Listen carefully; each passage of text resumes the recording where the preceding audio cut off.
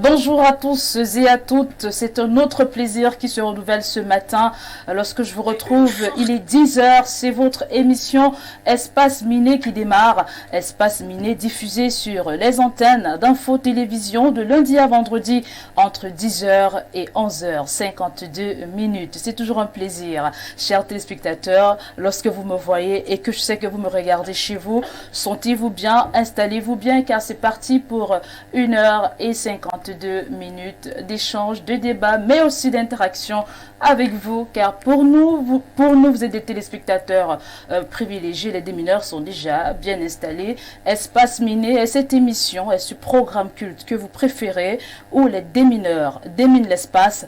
Et ce matin encore, ils vont déminer cet espace miné. C'est aussi 3 stations, la revue de la presse signée Théophile Vianibia, la dénonciation, une affaire de Bernardo Basson, notre invité permanent, il est déjà bien installé, et l'instant de l'analyse. Vous l'avez tous vu hier, le président Macky Sall a fait une sortie qui fait parler d'elle, et les démineurs ne pouvaient pas rester en marge de cette actualité. Le président sénégalais annonce qu'il ne briguera pas un 3e mandat, et ce matin on se pose donc la question de savoir qui s'est félicité à la suite de la sortie de Macky Sall, le peuple ou le président sénégalais lui-même. Voilà le décor qui est planté, chers téléspectateurs. Laissez donc que je vous dévoile ceux-là qui vont partager le plateau avec nous durant ces 1h52 minutes et qui feront naturellement votre bonheur. Je commence d'abord par introduire l'homme politique de ce plateau. C'est Émile Messi, c'est un homme politique du RDPC. Bonjour et bienvenue. Bon, alors c'est Fabien Assigana, voilà, c'est ça. Ok, bonjour Fabien Assigana et bienvenue à vous. Oui. Je rappelle, naturellement, il faut que je vous introduise comme cela va de soi. Vous êtes président du mouvement républicain. Merci de nous honorer de votre présence ce matin. Merci. C'est toujours un plaisir d'être sur votre plateau, sur Espace Miné et d'autres plateaux dans la soirée et tout ça. Bon, c'est un plaisir. Merci pour l'invitation. C'est nous qui vous disons merci. Le fait de vous déplacer, d'accepter notre invitation ce matin pour partager avec nous le plateau, c'est tout en honneur. Vous avez certainement un mot à dire à l'endroit des téléspectateurs qui nous regardent. Vous avez quelque chose, peut-être un bonjour à adresser à quelques partisans de votre mouvement qui sont actuellement connectés. Je salue tous mes militants. Je salue mes frères au village. Alors on a embellé sur l'allée qui. Je suis sûr qu'ils regardent parce que la plupart savent que je suis ici aujourd'hui. Donc ils vont regarder, je salue toute l'allée qui est, parce que c'est là où il y a ma principale cible pour 2025. Bastion. Cible. Ok, d'accord. Merci beaucoup pour votre entrée en matière. On va donc prendre juste en force de vous. On va recevoir notre invité permanent. Lui, c'est Bernardo Basson, l'homme de la dénonciation. Bonjour et bienvenue, Bernardo. Bonjour, Olivia. Nous ne sommes pas encore à l'instant de la dénonciation. Mais vous êtes l'homme de la dénonciation. Nous sommes encore à l'instant des salutations. Bonjour à vous, bonjour à tous ceux qui nous reçoivent chez eux ce matin. Bonjour à tous ceux qui nous reçoivent depuis l'Allemagne. Plusieurs villes sont généralement connectées lorsqu'il est 10h pour nous regarder. Et aussi des personnes nous regardent à travers les plateformes digitales, Facebook et YouTube. Donc on leur adresse un bonjour particulier. Et comme souvent, à toutes les personnes qui continuent au quotidien de me témoigner leur sympathie, malgré les quelques sorties de piste que je fais souvent, c'est humain. Il y en a qui me témoignent toujours leur sympathie malgré tout. Donc je leur adresse et je leur retourne également la sympathie, je leur transmets mes amitiés. Aujourd'hui, je dis bonjour spécial à toutes les personnes qui nous reçoivent du côté de Fou. J'y étais récemment, il y a plein de personnes qui m'ont adressé des salutations vraiment chaleureuses, qui m'ont très bien accueilli, donc je leur retourne l'amitié. Et aujourd'hui, nous sommes le 4 du mois de juillet et on célèbre la Journée internationale des coopératives. Vous savez, les coopératives sont ces regroupements de personnes ayant un objectif commun et qui sont censés promouvoir certaines réalités, certaines valeurs, parfois économiques, etc. Donc aujourd'hui, on a pensé qu'il fallait déterminer l'importance des coopératives dans la vie d'une société. Et on a par exemple pensé à lister certains problèmes que rencontrent les coopératives, notamment la contradiction entre l'idée de base associative et la gestion des intérêts qui deviennent grandissants au sein des coopératives. Donc c'est un problème majeur aujourd'hui qui doit être débattu et que toutes les personnes qui sont à l'initiative ou qui sont membres des coopératives aujourd'hui s'arrêtent un peu pour faire le bilan de leur parcours jusqu'ici afin d'entrevoir de meilleurs auspices pour l'avenir de leur formation, de leur structure. Merci beaucoup Bernardo Basson pour votre entrée en matière. On va recevoir tout de suite le consultant Pierre Béroniemec, l'homme qui nous rend star sur TikTok. Il nous donne 90 000 vues, 100 000 vues, 1 million et 2 millions de vues. Bonjour et bienvenue. Bonjour Olivia Bossal, bonjour à votre panel, bonjour à nos millions de téléspectateurs. Un bonjour particulier aux téléspectateurs des États-Unis d'Amérique. Vous savez, les États-Unis d'Amérique fêtent ce 4 juillet leur fête d'indépendance. C'est depuis 1776 que les Américains du Nord, sont indépendants, les USA. C'est dire qu'ils ont été colonisés eux aussi. Il faut que le monde le sache. Ils ont été une colonie britannique notamment. Et donc aujourd'hui, c'est la première puissance du monde. Ce n'est donc pas une fatalité d'avoir été une colonie. C'est un moment de l'histoire. On peut partir de cette situation. La Chine l'a été également. On peut partir, l'Inde l'a été, on peut citer, n'est-ce pas? On peut partir de cette situation et puis prendre son destin en main et devenir des hommes indépendants. S'émanciper, disait Aimé Césaire, c'est se prendre en main. Imanu Kapere. Donc j'en appelle aussi aux Afro-Américains, dont la situation dans le monde, et notamment aux États-Unis, ne changera pas systématiquement tant que la situation de l'Afrique est ce qu'elle est. Donc ils doivent comprendre qu'ils ont une mission. Ils sont nos frères qui ont été déportés. Ils peuvent toujours nous aider. Nous n'attendions pas de Barack Obama qu'il soit le président de l'Afrique, mais nous attendons des Afro-Américains qu'ils luttent autant qu'ils peuvent contre le manque de démocratie que nous subissons. Nous en avons besoin. Nous leur tendons la main pour qu'ils se montrent frères. Lorsque je l'ai dit, la citation du jour, si vous voulez, c'est un composite. Le respect de la parole donnée et la permanence dans ses convictions sont des denrées divines. Elles ne sont guère à la portée de simples humains. Le respect de la parole donnée et la permanence dans ses convictions sont des denrées divines. Elles ne sont guère à la portée de simples humains. Vous savez que de nos jours, il est de plus en plus facile de revenir sur sa parole, de changer ses convictions, ainsi de suite. Il n'est pas évident. J'entends souvent dire, vraiment, tel va changer aussi. L'autre, parlant de... Je n'ai pas trop compris la citation, Pierre Béroniemec. Oui, j'essaie de vous faire comprendre. Avec ma petite oreille. Quand vous avez donné votre parole, respecter votre parole n'est pas une affaire facile. Parce que les vicissitudes de la vie, les pressions que vous pouvez subir peuvent vous amener à changer votre parole. Vos convictions, Madame Olivia, je sais que vous en avez. Effectivement. Mais pour tenir sur vos convictions dans la durée ou définitivement, il faut la grâce de Dieu. La permanence dans ces convictions est une denrée divine, très peu de personnes. Observez les hommes de la scène politique, la scène médiatique. Vous verrez que très souvent, au départ, quelqu'un avait un discours et avec le temps, il a dilué son discours. Et beaucoup ne se gênent pas de dire tout le contraire de ce qu'il disait hier. D'ailleurs, il y en a même qui refusent que des chansons qu'ils ont chantées hier soient encore chantées aujourd'hui. D'autres disent même qu'ils sont nés de nouveau. C'est-à-dire qu'ils renaient totalement leur personne. Donc ce n'est pas évident pour rester permanent dans la durée et respecter la parole qu'on a donnée. Il faut compter sur la grâce divine.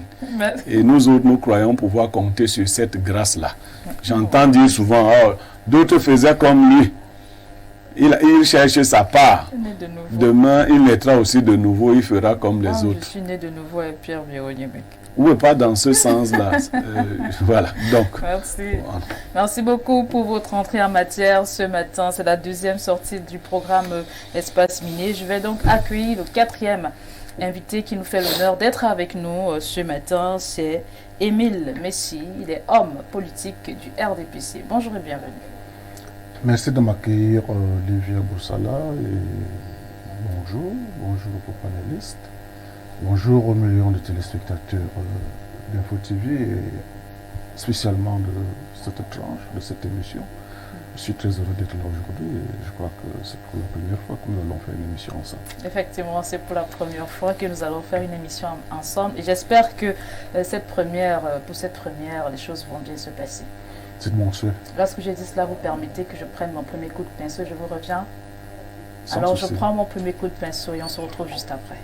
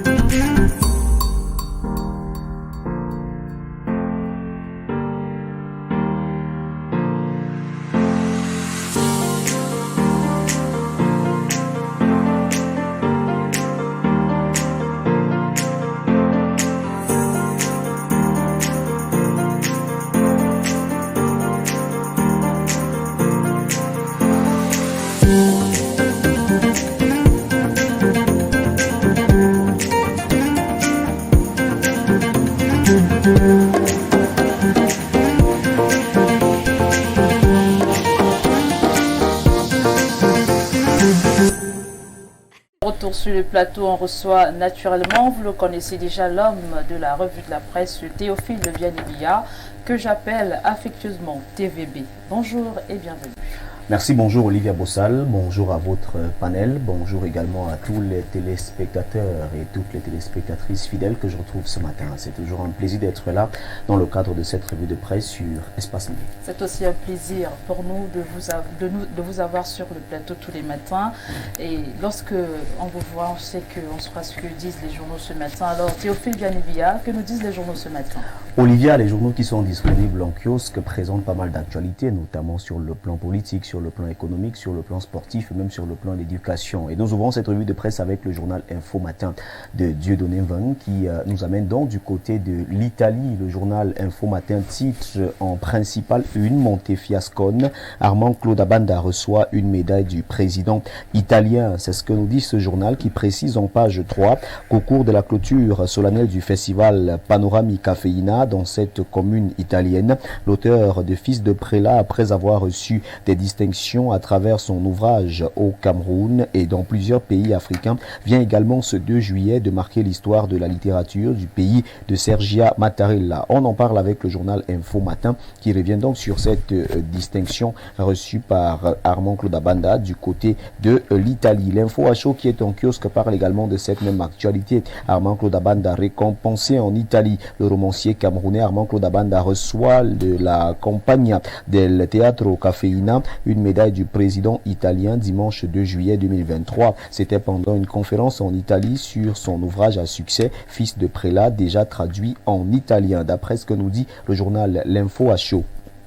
En football, on s'intéresse donc au retrait de Njalakwan Sport Academy en page 3 du journal L'Info à chaud qui revient également sur cette actualité concernant le football camerounais. Mutation de Georges Alain Boyomo parle également de Njalakwan Sport Academy. Njalakwan suspend ses activités. C'est ce que nous dit le journal Mutation en page 11. Licenciement. Fokou fait sa purge. Plus de 100 agents mis à la porte de l'entreprise pour motif économique. Le journal présente la situation qui règne du côté de Focus matin. C'est bel et bien en grande une que Mutation en parle. Feka Foot, on reste dans le football avec le quotidien Émergence. Ces présidents de clubs qui ont tourné le dos à Eto. Le journal Émergence présente donc ces présidents de clubs ce matin et présente également la situation du côté de la Fédération camerounaise de football avec les présidents de clubs. Affaire d'Ampulo, MTN. La BEAC s'oppose au transfert de l'argent saisi par Baba Dampulo. Le journal revient donc sur cette opposition en page 4. Le journal Le Jour nous amène du côté de la France. Drame, décès suspect d'un Camerounais. En France, la police judiciaire de ce pays a placé 3 personnes en garde à vue, le temps de voir clair sur le décès par noyade d'Éric Kamgwe Weladji. En page 3, le journal Le Jour présente cette actualité ce matin. Scène de guérilla urbaine à Ebolova. La mort par accident d'un mototaximan alors qu'il était pourchassé par la police a plonger la ville dans le chaos. Le reportage nous est présenté au journal Le Jour. En grande une, les détails sont à lire de la page 2 à la page 3. Le quotidien de Jules Brice Ngaba parle de cet impact de la Covid-19, comment les entreprises camerounaises ont résisté au choc. Et puis on parle également de l'autonomisation de la femme et des jeunes avec le Sidimuc qui se mobilise. Cette mobilisation est présentée ce matin au journal Le Quotidien qui n'a pas loupé l'actualité concernant les travaux de bitumage qui démarrent bientôt du côté de la Ring Road. On en parle donc avec le journal de Jules Brice Ngaba au BAT 1. Restons dans l'entretien routier et dans le réseau routier camerounais avec le journal Terre Promise Hebdo de Marc Omboui qui s'intéresse à la voie de contournement de Yaoundé qui est dans l'oubli d'après l'information présentée ce matin de la page 5 à la page 7 du journal Terre Promise Hebdo. On est sans nouvelles de cet important projet d'infrastructure dans plus d'un an après la tenue le 24 mai 2022 d'une table ronde des bailleurs pour la mobilisation des partenaires. Eco-News de Pascal Dibamou nous fait savoir que le ministre Ngano Djoumessi est donc du côté de la région de l'Ouest et du Nord-Ouest. L'ingénieur de l'État est sur les chantiers. Emmanuel Ngano Djoumessi, ministre des Travaux publics, a entamé hier une visite de travail de 3 jours sur les chantiers routiers des bassins de production de la région de l'Ouest et ce de la région du Nord-Ouest. L'événement s'intéresse à la commune de Bioumbane avec les ennemis de Paul Biya qui sont donc surpris en pleine séance de vaudou. C'est la une du journal L'événement qui reste dans le Sud et parle également de coopération Chine-Cameroun. Le conseil régional du Sud et la firme chinoise Sail Road Investment Fund pour un partenariat gagnant-gagnant. On en parle ce matin. Angèle Meyanga est présentée par le journal L'Activateur comme étant meilleure magistrate municipale du Cameroun. Le maire de la commune d'Afangloum a reçu un prix d'étoile d'or de l'excellence managériale de la bonne gouvernance locale qui lui a été décerné vendredi dernier par le conseil éditorial des journalistes des collectivités territoriales décentralisées. Barga Tangana en Chine, on parle donc de coopération économique et commerciale. Le ministre du Commerce a pris part du 29 au 2 juillet dernier à la 3e édition de l'exposition économique et commerciale Chine-Afrique qui s'est tenue dans la province de Yunnan de l'Empire du Milieu. Le journal Breaking News parle de l'eau et de l'énergie du Cameroun. Les bonnes performances du PAEPIS sont présentées en page 7 avec 97% de réalisation. Le ministre Gaston Elundou Essomba de l'eau et de l'énergie assure l'achèvement du projet d'ici à la fin d'année 2023. Nous refermons cette revue de presse avec Expression politique qui parle donc de l'Assemblée nationale. Déjà 12 députés morts sans remplaçant. Le constat est fait par le journal Expression politique. Depuis le début de la mandature en cours, l'on enregistre des morts au Parlement. Les suppléants réagissent et expriment leur plainte. Nous fermons définitivement donc ces revues de presse avec ce journal que nous recevons à l'instant. Il s'agit bel et bien du journal L'Avocat, l'avocat qui est en kiosque et qui nous permet de mettre la clé sous le paillasson de cette revue de presse. Parle ici des droits de tirage spéciaux. Le journal L'Avocat présente l'appui du FMI du gouvernement. 55,2 millions de DTS supplémentaires accordés, les subventions à la pompe annulées, les investissements publics et les dépenses sociales à l'épreuve. Lecture et analyse du communiqué qui explique le redéploiement gouvernemental. Au journal L'Avocat d'Aimé Édouard Alama qui parle également de cette réunion du Bureau national franquiste, les stratégies de conquête du pouvoir en débat. On en parle dans ce journal. Et c'est avec ce journal que nous refermons cette revue de presse Acte 2 sur Info TV. Mesdames, Messieurs, de votre aimable attention, infiniment merci. Merci également à vous, Olivia Bossal, ainsi qu'à votre panel ce matin. Merci à vous, Théophile Vianney-Bia, pour cette brillante sortie, présentation de la revue de la presse. Je vous propose quelque chose, vous nous restez le temps pour vous de nous donner les faits majeurs qui seront traités aux 19h et aux 20h ce soir. Aux 19h et aux 20h ce soir, on va parler de la situation au Sénégal avec bel et bien cette décision prise par l'actuel président Macky Sall. Donc on va revenir sur les réactions de la classe politique camerounaise avec les leaders politiques qui vont donc revenir sur leur regard concernant cette décision. On en parle donc aux 19h et aux 20h ce soir. On va également parler de la situation de la ville de Yaoundé qui s'éternise dans l'insalubrité parce que le constat est fait aujourd'hui. Toute la ville de Yaoundé est dans l'insalubrité totale. Nos équipes sont sur le terrain pour tirer une fois de plus la sonnette d'alarme. On va également parler de l'état des routes parce qu'à côté de cette insalubrité, il y a également l'état des routes qui pose un véritable problème pour les usagers de la route. Donc on parle aux 19h et aux 20h ce soir. On va également parler sport pour présenter la situation entre les présidents de clubs et le président de la Fédération camerounaise de football. Toutes ces actualités sont donc à retrouver aux 19h et 20h ce soir. Ne pas oublier que comme nous sommes en période de vacances, on va s'intéresser aux activités qui occupent les jeunes dans cette période de vacances, plus précisément les activités d'apprentissage, des nouvelles technologies de l'information et de la communication. Tout ceci est à retrouver donc dans nos deux éditions des journaux, 19h et 20h.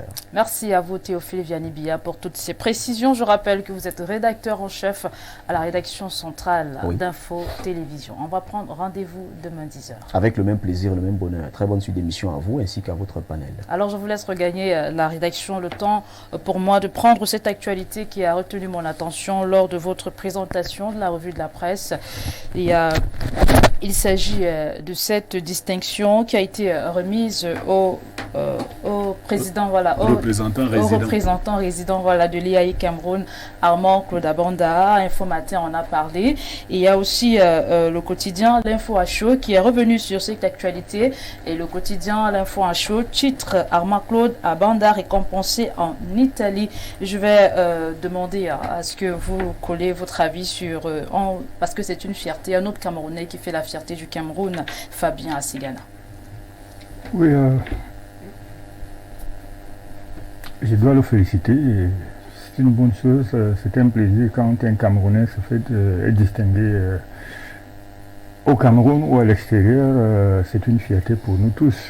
Mais je souhaite aussi que, parce qu'en réalité il est dans l'informatique, on devrait avoir, c'est-à-dire tout un projet, state of the art, comme on dit en anglais, un projet de numérisation dans notre pays, un projet de création, c'est-à-dire on parle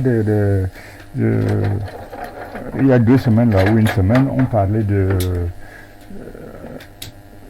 ils appellent ça AI, intelligence artificielle. Nous, on doit déjà commencer à développer. Moi, je ne sais pas à quoi sert le ministère de la Recherche scientifique, parce qu'on doit être dans la pointe de la connaissance de tous ces domaines-là. Il est en marche vers cela. Il est en marche vers cela. Je ne sais pas, parce que je sais qu'il y a un ministère de la Recherche scientifique jusque-là. Bon, peut-être qu'ils ne nous disent pas ce qu'ils font, mais moi je ne vois pas ce qu'ils font. C'est-à-dire quand on parle de la recherche scientifique, on en est où au niveau du Cameroun, dans la recherche scientifique, à part d'avoir un ministère de direction. Ici, il a été récompensé dans le cadre de ses aptitudes. Non, je dis que lui, dans son domaine, dans ce qu'il est en train de faire. Mais moi je dis, en tant qu'homme politique, en tant que Camerounais, on devrait faire mieux. Pas lui. Lui fait très bien. Lui fait très bien. Ça, je le félicite. Mais la politique globale, dans la recherche, dans le domaine de l'information et tout ça, je pense qu'on peut faire mieux parce que moi, je ne sais même pas ce qu'on fait pour le moment. Peut-être que je ne suis pas au courant, c'est possible. Ok, merci beaucoup pour votre analyse. On va donc prendre l'avis de Émile Messi, homme politique aussi, qui a certainement quelque chose à dire sur cette actualité concernant Armand Claude Abanda. Oui, effectivement, Olivia, Armand Claude Abanda, c'est un digne compatriote qui fait la fierté d'ailleurs de tous les Camerounais en ce moment. Vous savez, recevoir une distinction en terre italienne, ce n'est pas donné à tout le monde. Et il faut déjà préciser que son roman, Fils de Prélat, a également été traduit en italien. Et l'italien, je pense que c'est la 24e langue que ce roman est traduit comme ça. Et c'est un roman qui est dans des programmes scolaires dans beaucoup de pays africains, ce qui prouve qu'effectivement, il y a un intérêt majeur dans ces productions artistiques. Et je crois que cette distinction ne surprendrait pas, mais il faut tout simplement dire que ce vaillant Camerounais, qui est beaucoup plus connu dans le secteur de l'informatique, fait également beaucoup de choses dans la formation. Vous êtes une femme, je crois que vous savez bien le projet de la formation des femmes en informatique. Il y a beaucoup de projets comme ça. L'IAI a des représentations dans toutes les régions du Cameroun aujourd'hui. Ça fait donc que si même vous ici à Info TV, vous avez besoin de Claude Abanda pour soutenir des projets informatiques, je crois que ce monsieur reste disponible.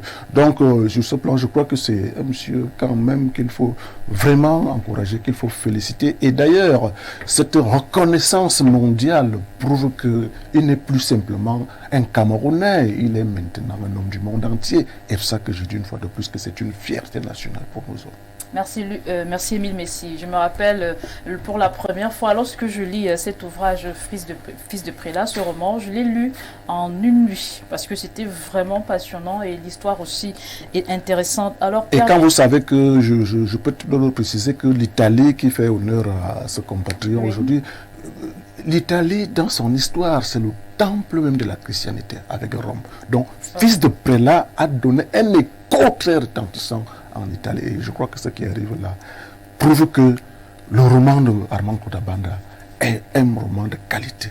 Merci beaucoup. Pierre Bironier-Mec, votre, pas analyse, mais justement votre avis sur cette distinction honorifique. Ben, je suis particulièrement monsieur Armand Claude Abanda. Je le suis particulièrement. Je vais donc lui donner un conseil de jeune frère. Qu'il sache qu'il ne sera pas aimé par les vautours et les... comment on les appelle encore, les gens du RDPC là. Quand vous faites très bien au Cameroun, Armand Claude Abanda, on ne peut pas t'aimer, sois-en sûr. Les distinctions, tu en auras puisque tu travailles bien. Tu travailles pour les Camerounais et au-delà. Il a commencé sa mission au Gabon, il est venu au Cameroun. Ben, l'IAI, vous savez, l'IAI, ce n'est pas pour le Cameroun seul. Oui. C'est un institut africain. Un Camerounais qui se distingue de la sorte quand il est dans le régime actuel, qu'il sache qu'on va tout faire pour le maintenir dans les ténoirs. Asigana disait que le ministre de la recherche scientifique. Quand le ministre de la recherche scientifique voit les gens comme Armand Claude Abanda travailler, ça l'énerve. Non, on n'a pas besoin de ça. Vraiment, Armand, tu dois savoir comme... Ici, ton nom doit être gâté si tu aspires à aller plus haut. Les gens qui font comme toi font peur aux autres. Parce qu'en fait, tu donnes le message que si tu deviens ministre, tu vas bien travailler. Et si tu travailles bien, tu vas dévoiler la fainéantise et la médiocrité des autres. Du coup, ils freineront des quatre fers. Mais c'est des Camerounais dont nous devons être fiers. Être reconnu par les médiocres n'est pas une qualité. Il arrivera un moment, il faut juste continuer d'être patient, où les Camerounais iront eux-mêmes chercher les hommes de valeur. On les connaît, ils sont encore dans les ténoirs, parce que les médiocres nous ont maintenus en captivité. Vous voyez, nous sommes maintenus en captivité, mais l'heure vient, disait le Christ, et elle est déjà venue, où les vrais serviteurs prendront la place de leur père. Voilà. Olivia, juste une petite précision là, puisque le RDPC a été un peu interpellé dans les propos de mon Yandom. Je voudrais dire que pour la petite histoire, Armand Claude Abanda a eu une bourse camerounaise pour aller étudier à l'IAI, qui est une école sous-régionale en informatique au Gabon, basée au Gabon. Lui-même a fait des études dans cette école-là, par une bourse du gouvernement camerounais. Et je voudrais également préciser que si Armand Claude Abanda, comme il est représentant de l'IAI au Cameroun, c'est le gouvernement camerounais qui a facilité son installation au Cameroun. Lui-même a d'ailleurs fait des témoignages là-dessus, avec l'ancien ministre des Finances qui avait pris des facilités et qui ont fait ceci. Donc, je crois que la posture qu'il a aujourd'hui, et vous savez bien que son établissement qu'il a bâti de l'autre côté, vous savez le nom du baptême. Donc, je crois que il faut être, le gouvernement soutient bien ce monsieur et son projet, et je crois qu'en retour, lui aussi fait la fierté du Cameroun. Donc, il n'y a pas de doute là-dessus pour dire que le RDPC va faire ceci, va faire cela. Au contraire. Vous voyez bien que Messi a parlé du gouvernement et quand il concluait, il a dit le RDPC. Donc, dans leur tête, c'est la même chose en fait. Le RDPC soutient le gouvernement. Non, c'est la même chose. Ce n'est pas l'un qui soutient l'autre. C'est même la même chose. C'est une seule chose. C'est une seule personne. Ce n'est pas le RDPC. Ce n'est pas ça. Non, parce ce que n'est pas le RDPC qui soutient le gouvernement. Le RDPC, c'est une association. Non, comme le RDPC, c'est le gouvernement. Le RDPC soutient le gouvernement et le RDPC est un parti proche du pouvoir. Non, le RDPC, c'est le gouvernement. C'est le pouvoir. Ça, c'est vous qui le dites. Ok, merci beaucoup pour vos analyses. Alors Bernardo Basson, vous avez Armand Claude Abanda récompensé en Italie, titre à l'Info à chaud et Info Matin ce matin. Alors, quelle est votre appréciation?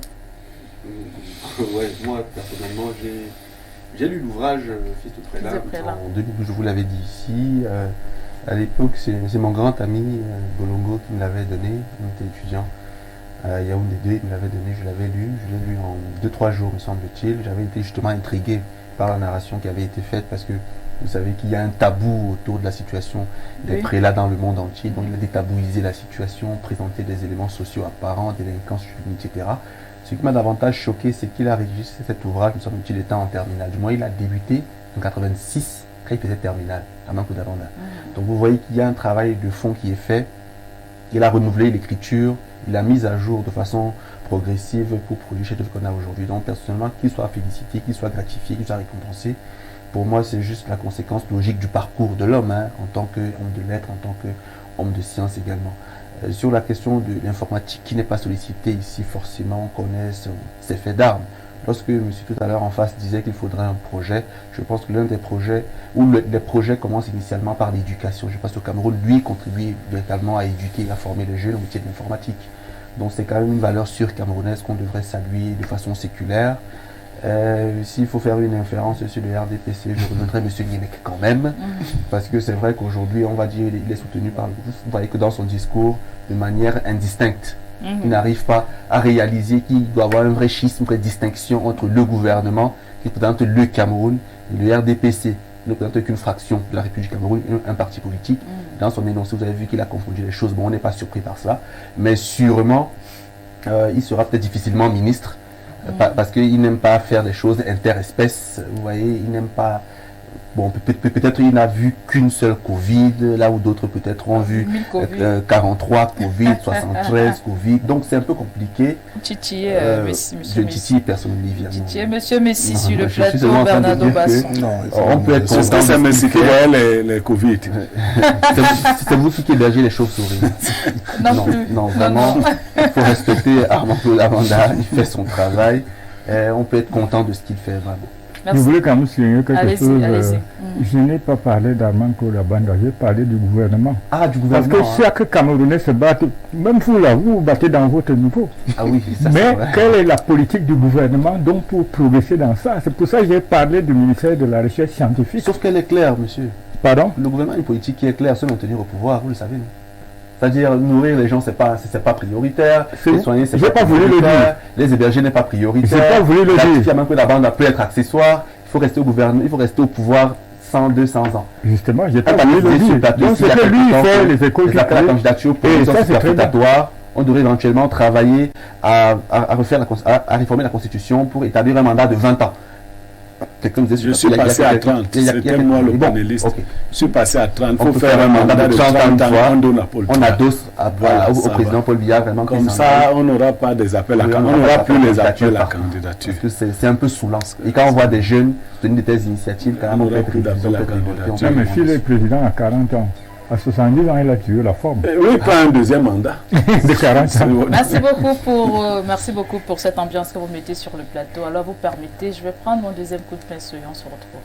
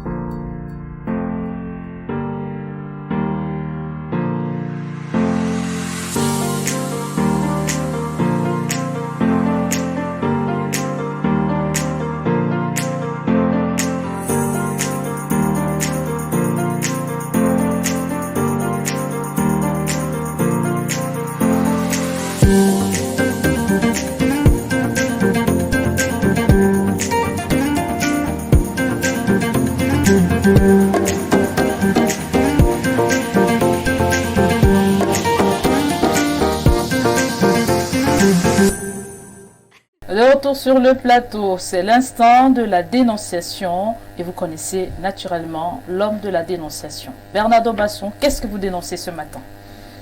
Bon, je vais tenter de faire la version courte parce que il y a beaucoup de détails dans la situation et je vais faire la version résumée.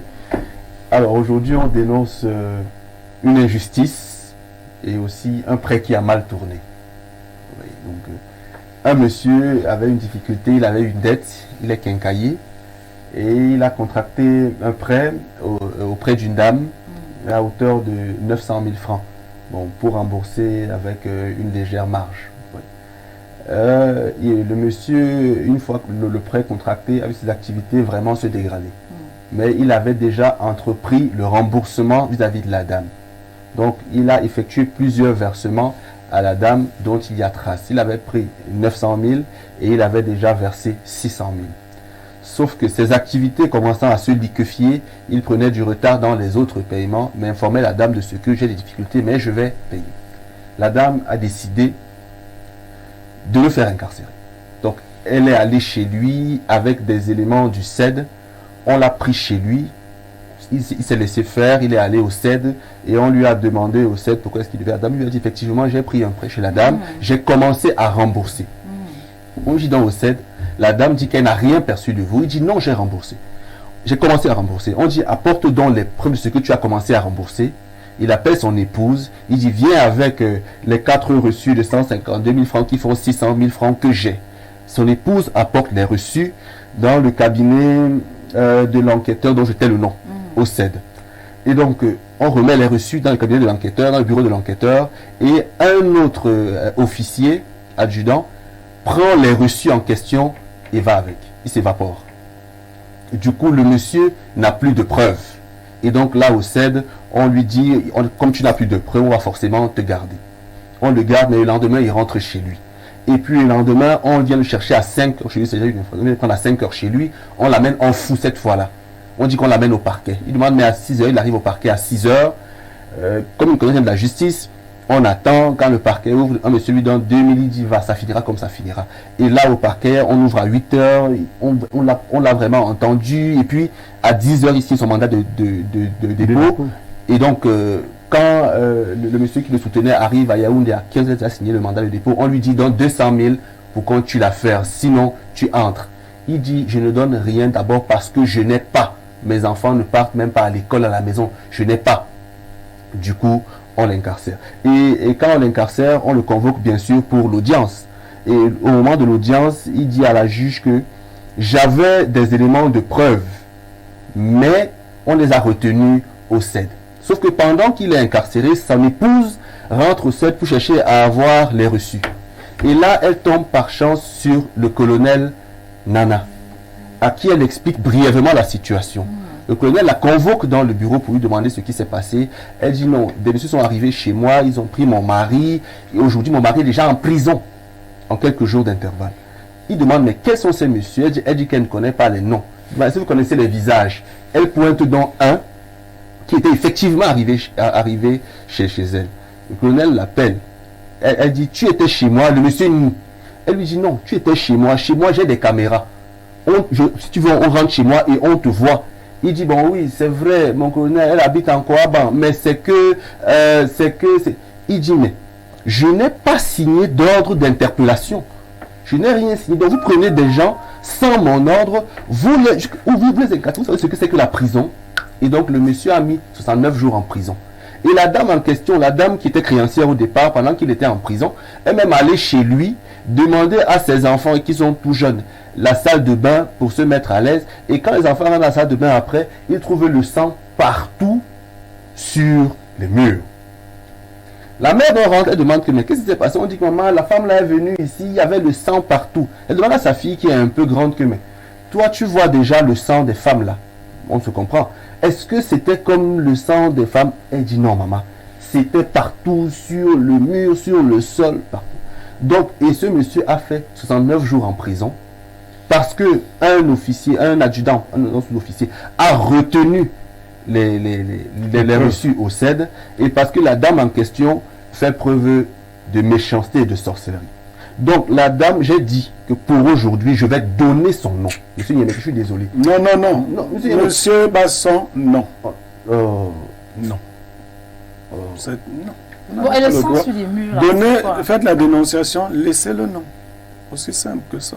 Bon, et si les personnes sont victimes, qu'est-ce qu'on fait alors? On fera la dénonciation. Notre rôle n'est pas d'aller jusque-là, malheureusement.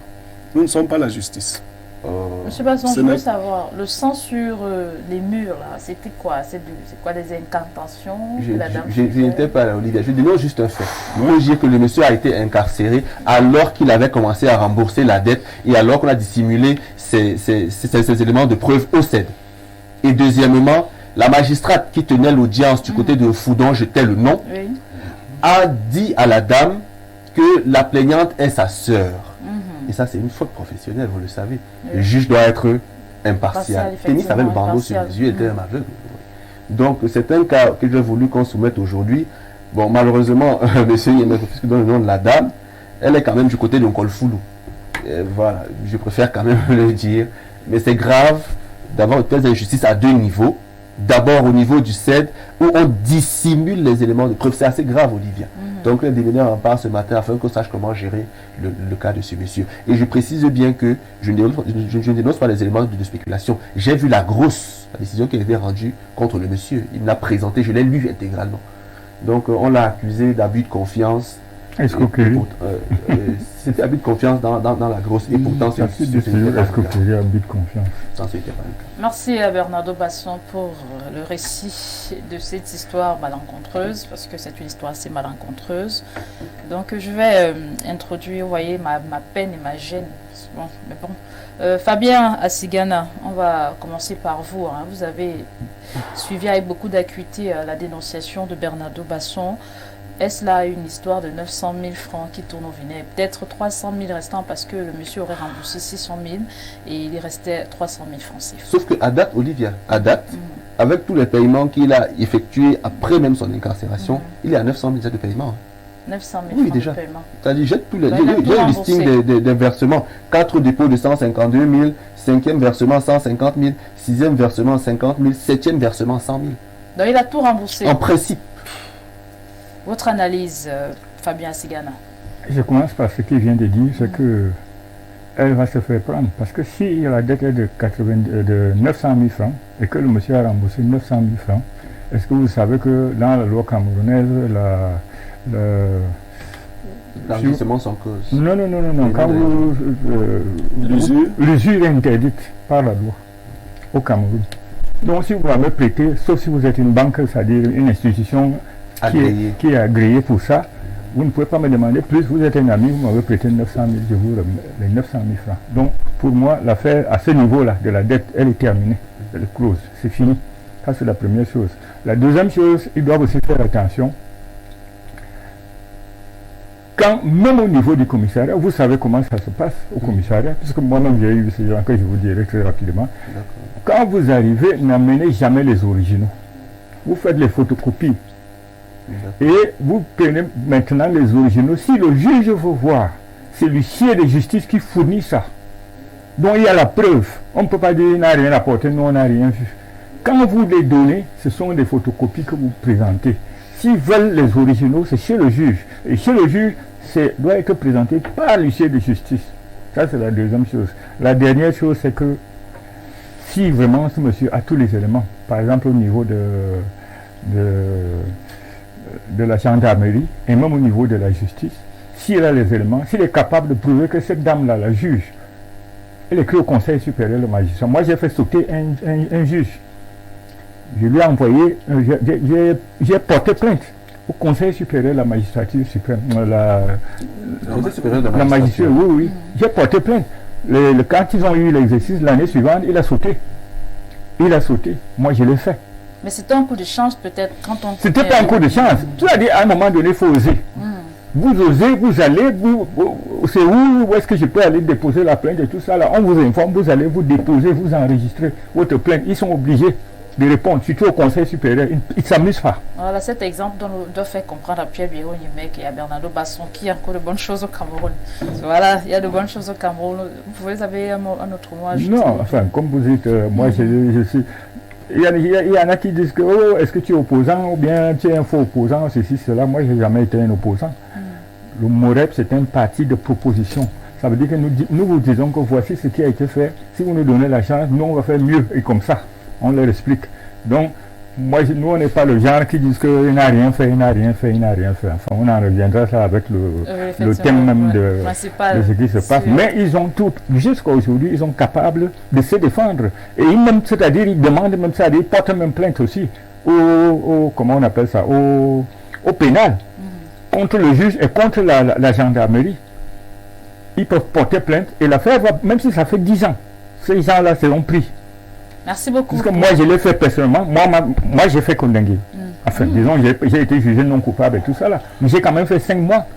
Parce qu'il y avait toujours des trucs comme ça là, jusqu'à ce qu'ils ont fait sauter ma société. Parce que justement, comme je suis de l'allée, il y avait une grande société forestière où je faisais plus de 500 millions de chiffres d'affaires mensuels. 15 millions de charges salariales. Ils ont dit, mais ce monsieur, c'est un dangereux, il n'est pas du RDPC, c'est un tueur à gages. Parce que quand il est en train de faire comme ça, il va tout arracher. On a tout fait, on a fabriqué les papiers et tout ça là. Et moi, je l'ai suivi. Le juge même qui a tenté, qui avait d'abord l'affaire, que j'ai demandé qu'il soit récusé, je lui ai porté plainte. Et on l'a fait sauter. Donc il faut oser. Merci beaucoup. Advienne que pourra. Merci beaucoup Fabien Assigana pour votre regard sur la dénonciation de Bernardo Basson. Je vais passer la parole à Émile Messi pour que lui aussi nous donne son regard. Alors Émile Messi, on a comme l'impression qu'il y a une certaine complicité avec les forces de gendarmerie dans cette affaire. Parce que le monsieur a remis des papiers, des justificatifs. Les éléments de la gendarmerie ont pris ces papiers, ils ont caché. Non. C'est trop vite aller en besoin dans ce dossier. C'est pas ça. Et il faut d'abord dire que c'est une histoire qui a mal tourné.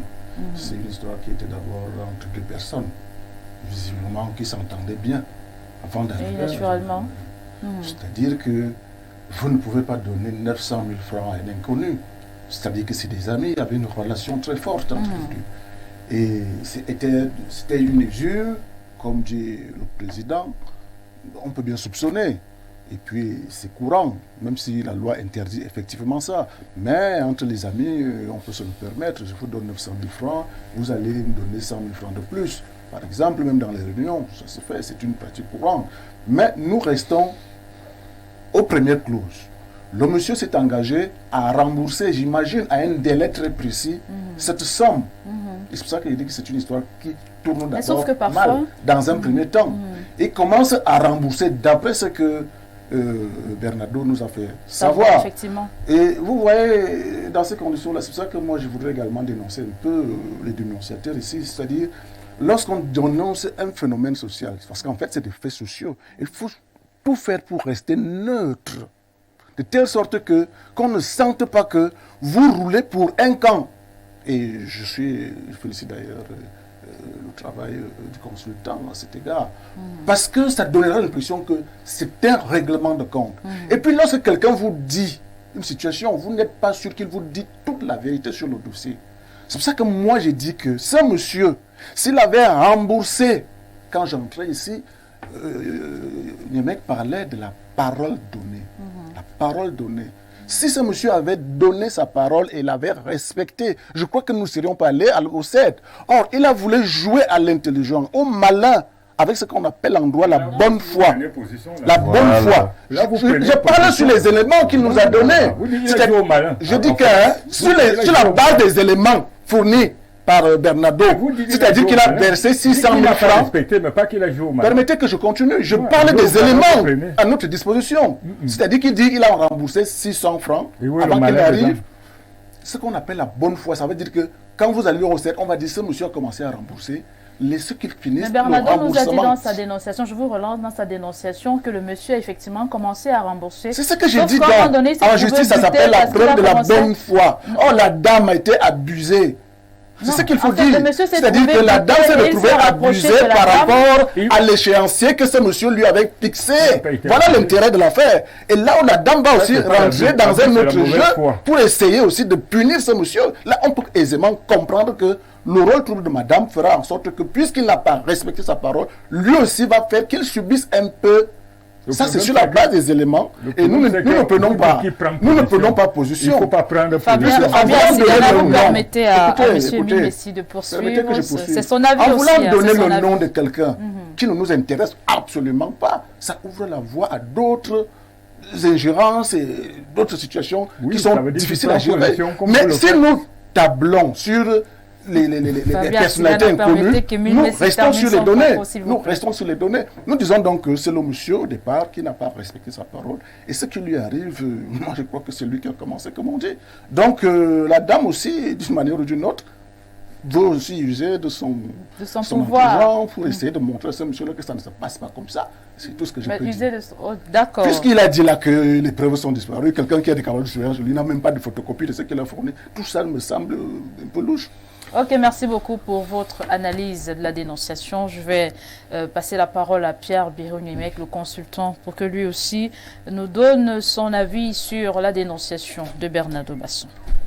Bon, je vais commencer d'abord par attirer notre attention sur un fait.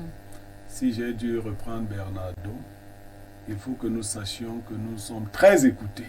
Oui. Nous pouvons donner le nom de quelqu'un ici et avant la fin de l'émission, on a envahi la maison de la personne, on a cassé, on a fait ci. On a une plainte qui est déposée quelque part. Non, nous ne devons pas, c'est pas notre. Il faut protéger même en dénonçant.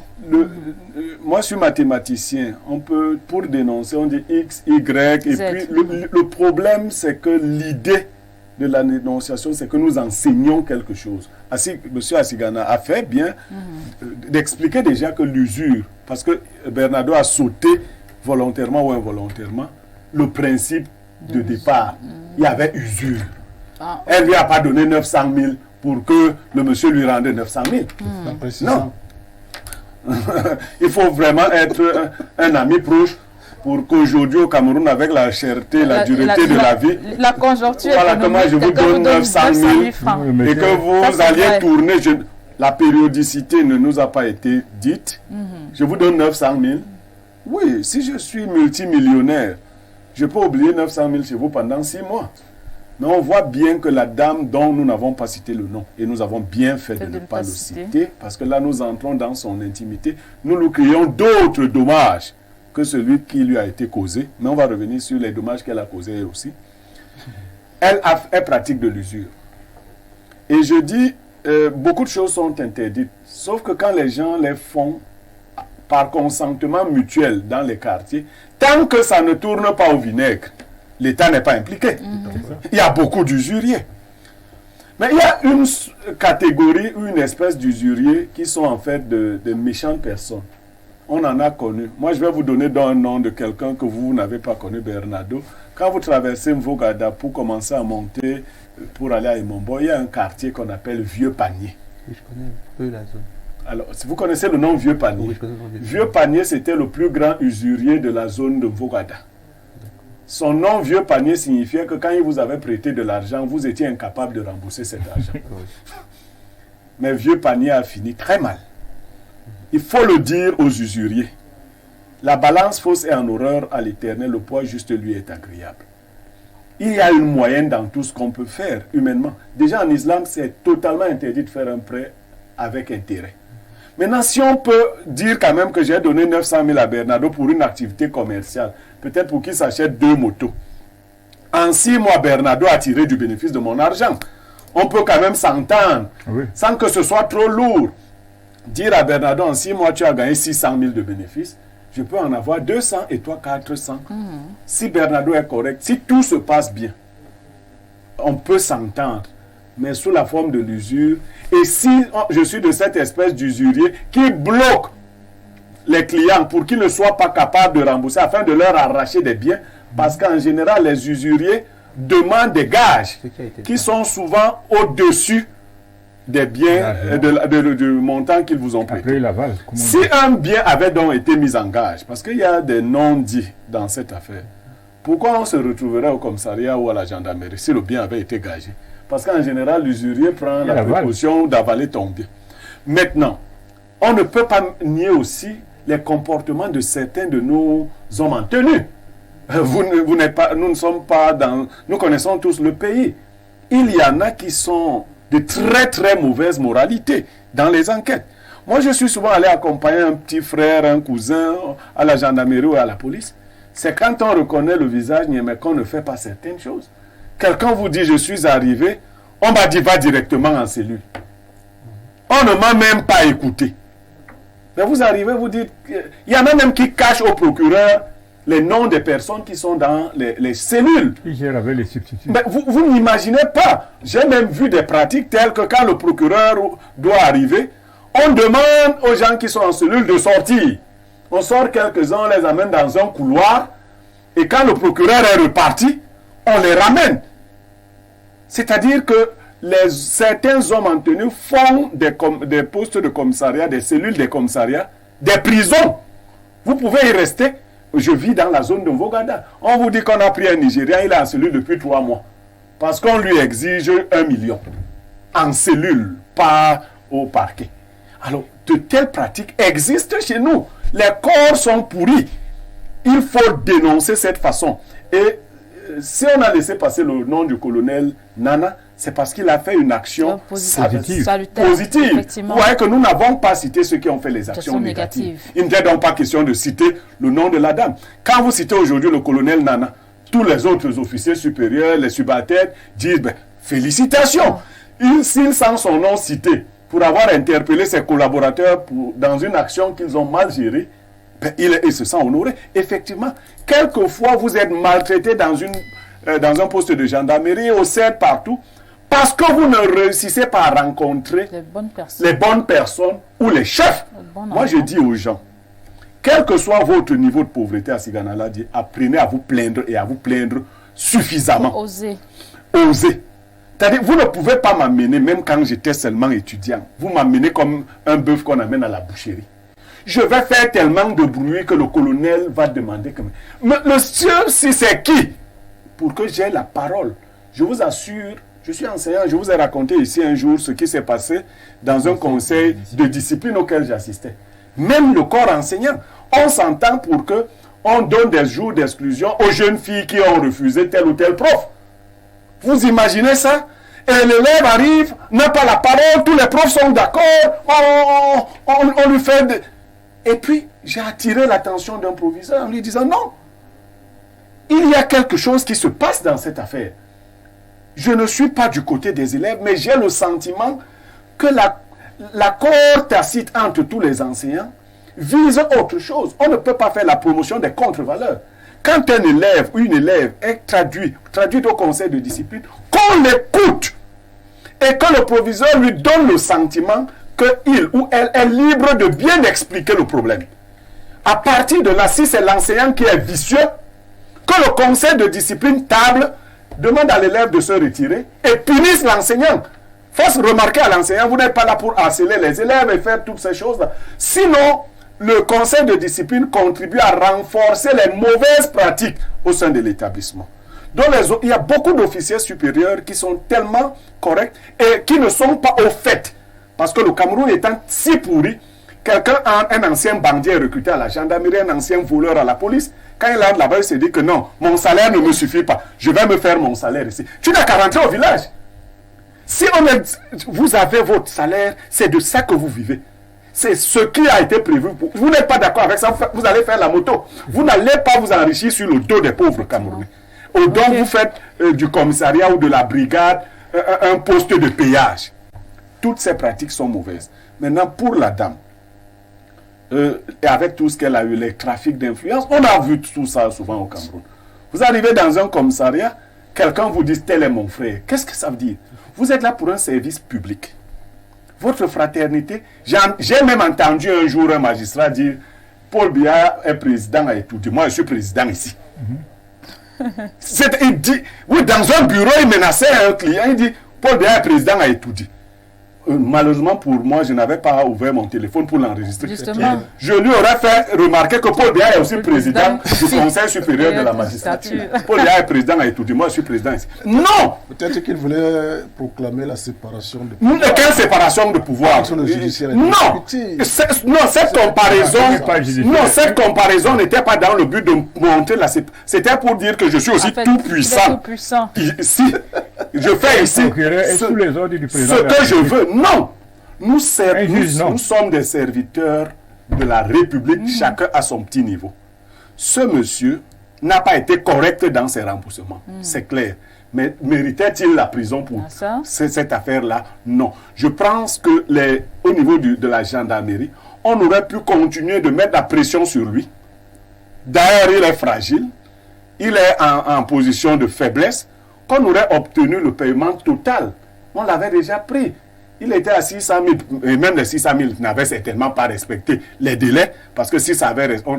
Mais envoyer quelqu'un en prison, je ne sais pas si nous mesurons souvent ce que ça signifie. C'est une vie détruite. Non, moi je dis qu'il n'avait qu'à rembourser cet argent. Non, même si on n'a pas remboursé, personnellement, je ne vais pas, sans avoir fait de l'usure, j'ai prêté de l'argent à des personnes. La parole donnée. Monsieur Assigana, qui n'est pas remboursé jusqu'à présent. J'ai des mandats d'amener contre des individus que je peux identifier. Des fonctionnaires camerounais, notamment au ministère des Finances. Je regarde un père de famille avec toute sa famille, je dis, ben, si je fais exécuter ce mandat sur cet individu, mais c'est foutu, c'est toute une famille. Mais le juge, lui, va exécuter sans état d'âme. Lui, il est là pour... Dès que je fais... Non. Il faut être humain, même si vous faites de l'usure. Sachez que si vous enlevez votre humanité, votre usure ne vous servira à rien. Confère, vieux panier, vos gars. Merci beaucoup, Pierre Bironiemec, pour votre avis sur la dénonciation. Alors, Bernardo Basson, c'est facile comme ça d'envoyer quelqu'un en prison au Cameroun? Olivia, oui, c'est facile quand on a des connexions. Vous savez, j'ai été un peu déçu par la posture de M. Messi, mais ce n'est pas un problème contre lui, parce que malheureusement, pour lui, je suis plus jeune. Et donc, j'ai à apprendre de lui. Donc, quand il prend une posture, il doit me laisser de la sagesse. Sauf que celle qu'il a prise ne m'a absolument rien enseigné. Pourquoi est-ce que je le dis? Déjà, si on va sur le plan purement juridique, l'accord qui aurait pu passer, qui aurait pu être passé entre les deux était illégal. Oui. Parce que le contrat d'usure n'existe pas. Oui. Donc, sur cette base-là, la dame est dans le faux. Le monsieur est dans le faux. Et donc, on ne peut pas estimer qu'on est plus dans le vrai que l'autre, alors qu'à la base, on a le même panier de la fausseté. De cette base-là, déjà, la posture de monsieur Messi ne peut pas tenir. Quand il dit rembourser et tout. Mais si on va plus loin, on va se dire qu'il y a quand même un accord entre les parties. Oui. Sauf que quand l'accord est sur une base illégale, cet accord devant la loi ne tient pas. Première chose. Deuxième chose, lorsque vous posez un acte, dites-vous que la vraie justice se moque de la justice des hommes. La justice, telle que pensée dans le modèle africain primordial, s'accompagne toujours d'une idée de réconciliation. La justice occidentale tranche en faveur ou en défaveur. Celle africaine tranche en tenant compte de ce qu'il faudrait que les parties qui étaient en litige au départ s'embrassent vers la fin. Souvenez-vous de ce que vos parents faisaient quand vous étiez petit avec vos frères. Embrasse ton frère, salue ton frère. C'est ça l'Afrique.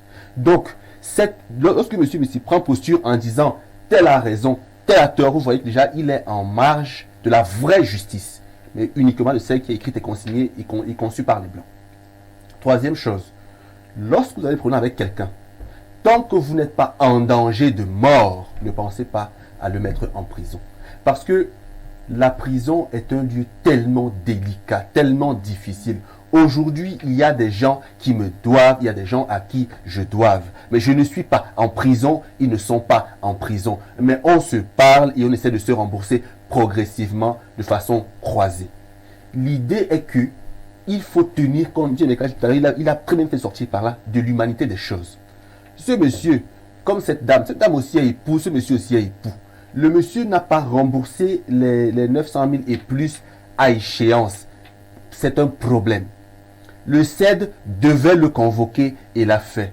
On devait l'entendre, exercer sur lui les moyens de pression suffisants pour qu'il rembourse tout l'argent qu'il avait pris chez la dame. Sauf que, autre problème juridique, c'est que la dame a corrompu les officiers. Donc il y a corruption active et passive, puisque l'un d'eux a avoué au monsieur sur la route de fou qu'elle m'a payé 70 000. Vous voyez que, bon, mais je tais son nom, vous l'aurez compris. Sauf que, vous voyez que là encore, la dame s'est rendue coupable de corruption. Devant le juge également, la dame, durant les débats, ce qu'on appelle le cross en justice, a fini, au départ elle disait, elle n'a rien perçu du monsieur, même pas les premiers 600 000. Mais à mesure que les débats avançaient et que les questions se posaient, elle a fini par confesser que bon, c'est vrai que j'ai eu 500 000, mais vous voyez que là maintenant, qui est de mauvaise foi? Et là encore, monsieur Messi se trompe. Pour finir, la juge qui dit à une prévenue ou à une mise en cause que c'est ma soeur, elle aussi est dans l'erreur. Parce que la justice est neutre. Elle est dans une faute.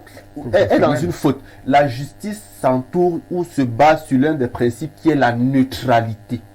Il y a l'indépendance, vous le savez, la neutralité, la gratuité. Donc, elle n'a pas été neutre. Et c'est un problème. Ça peut être humain de tenir compte de ce que non, c'est ma soeur. Sauf que quand on va en justice, on défend la République et la cause républicaine. Donc on fait l'effort de réduire au maximum ses positions humaines. Cela n'a pas été le cas. Maintenant, le CED. Lorsque le CED, qui est censé défendre des citoyens, protéger les citoyens, ourdit un complot en dissimulant les pièces de procédure parce qu'il faudrait avoir 50 centimes derrière, mais c'est grave. Heureusement que le colonel, même s'il a voulu fermer la porte, il n'a pas bien fermé, la dame a entendu comment il blâmait son subalterne en disant que mais tu veux m'enlever d'ici, tu arrêtes des gens sans mon accord, c'est une affaire de quoi? Donc il a tellement blâmé que ça est devenu un souci.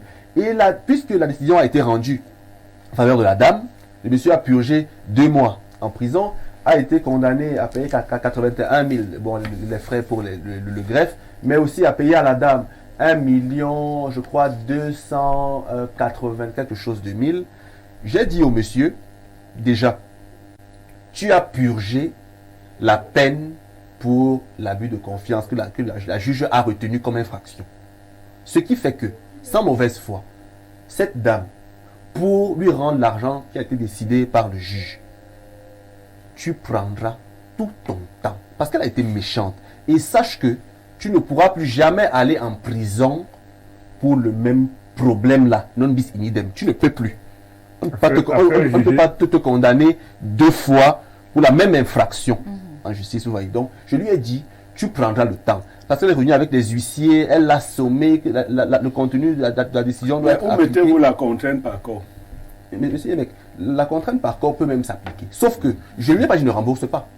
Je lui ai dit, prends ton temps et restitue l'argent à la dame, mais progressivement.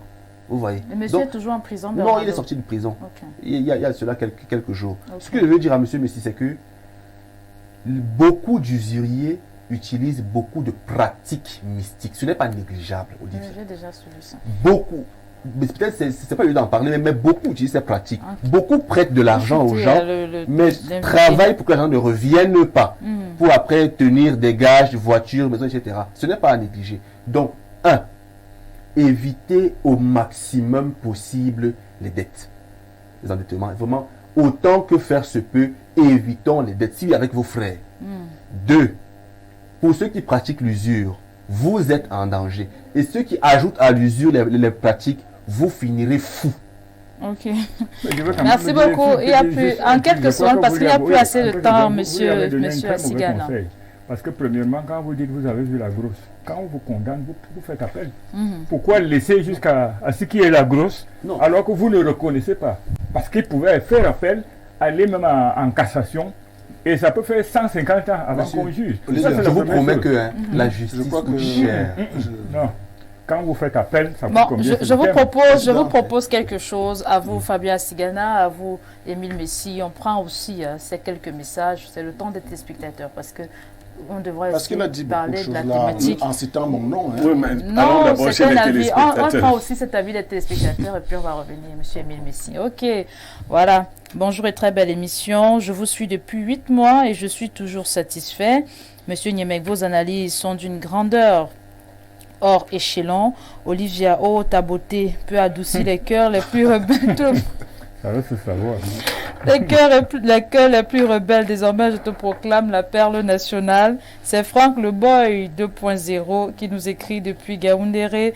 Bonjour à tout le panel, merci Info TV, merci mon cher petit frère Niemek. Le commandant de brigade de la brigade territoriale Aqua Sud à Douala est un homme correct. Cependant, ces éléments sont des corrompus, notamment les femmes qui travaillent avec lui. Elles protègent les mises en cause contre les plaignants.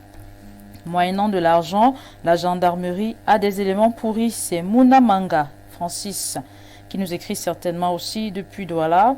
Bonjour le panel, très bonne émission.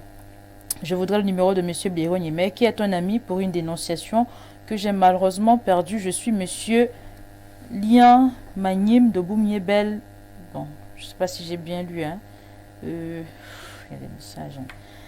Bonjour. Blériot, chapeau bas, respect, cher aîné, philosophe de haute dimension, monument de la sagesse, orfèvre de la pertinence. Et qui? Jusque-là. Oh, je vous ai dit que c'est Blériot qui nous rend célèbre sur Facebook, vraiment. C'est une star, c'est TikTok, c'est une star. Orfèvre de la pertinence. Oh, Blériot, quelle immensité dans la Sophia. Tellement. Même le monsieur Atanga. Mais je me mesure pas bien, ce gars à nous. S'exclame sur le plateau.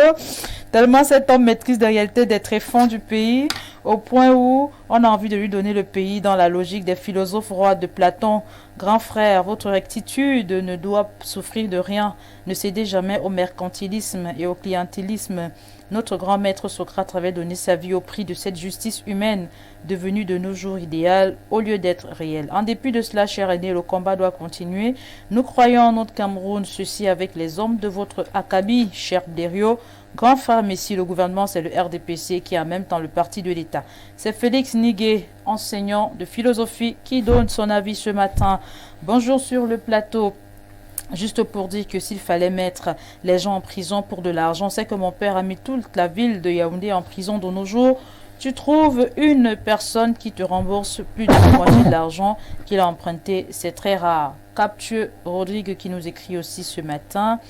Bonjour Olivia et à tout le plateau, je suis d'accord avec le sage Blériot. Ceux qui sont censés rendre justice ne le font pas. Est-ce que ça veut dire que quand on n'a pas d'affinité ou des relations, on ne peut pas avoir une justice? Koyan Jérôme depuis le village universitaire de Dan à Gaoundéré. Bonjour Espace Miné, la dénonciation est assez complexe. Pour donner 900 000 à une personne, il faut avoir une relation particulière avec son créancier. Il y a quelque chose qui m'a... Bon, voilà, on va prendre un autre coup de pinceau et puis je vous retrouve juste après.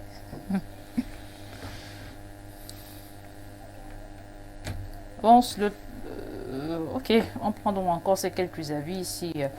Il y a quelques soucis techniques. Bonjour à tout le panel. Je suis très d'accord avec le sage Pierre Blériot. Quand je suis très contente que Dieu te donne longue vie. C'est Claude depuis Bédi à Douala. Bonjour à tout le panel.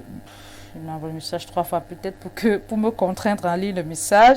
Bonjour Olivia, bonjour à ton panel. Monsieur Messi a raison, Bernardo doit faire preuve d'impartialité car il n'a pas tous les éléments. Quand on suit sa dénonciation, c'est Frank Job qui nous écrit depuis Francfort. Je crois que je vais prendre mon coup de pinceau et on se retrouve juste après.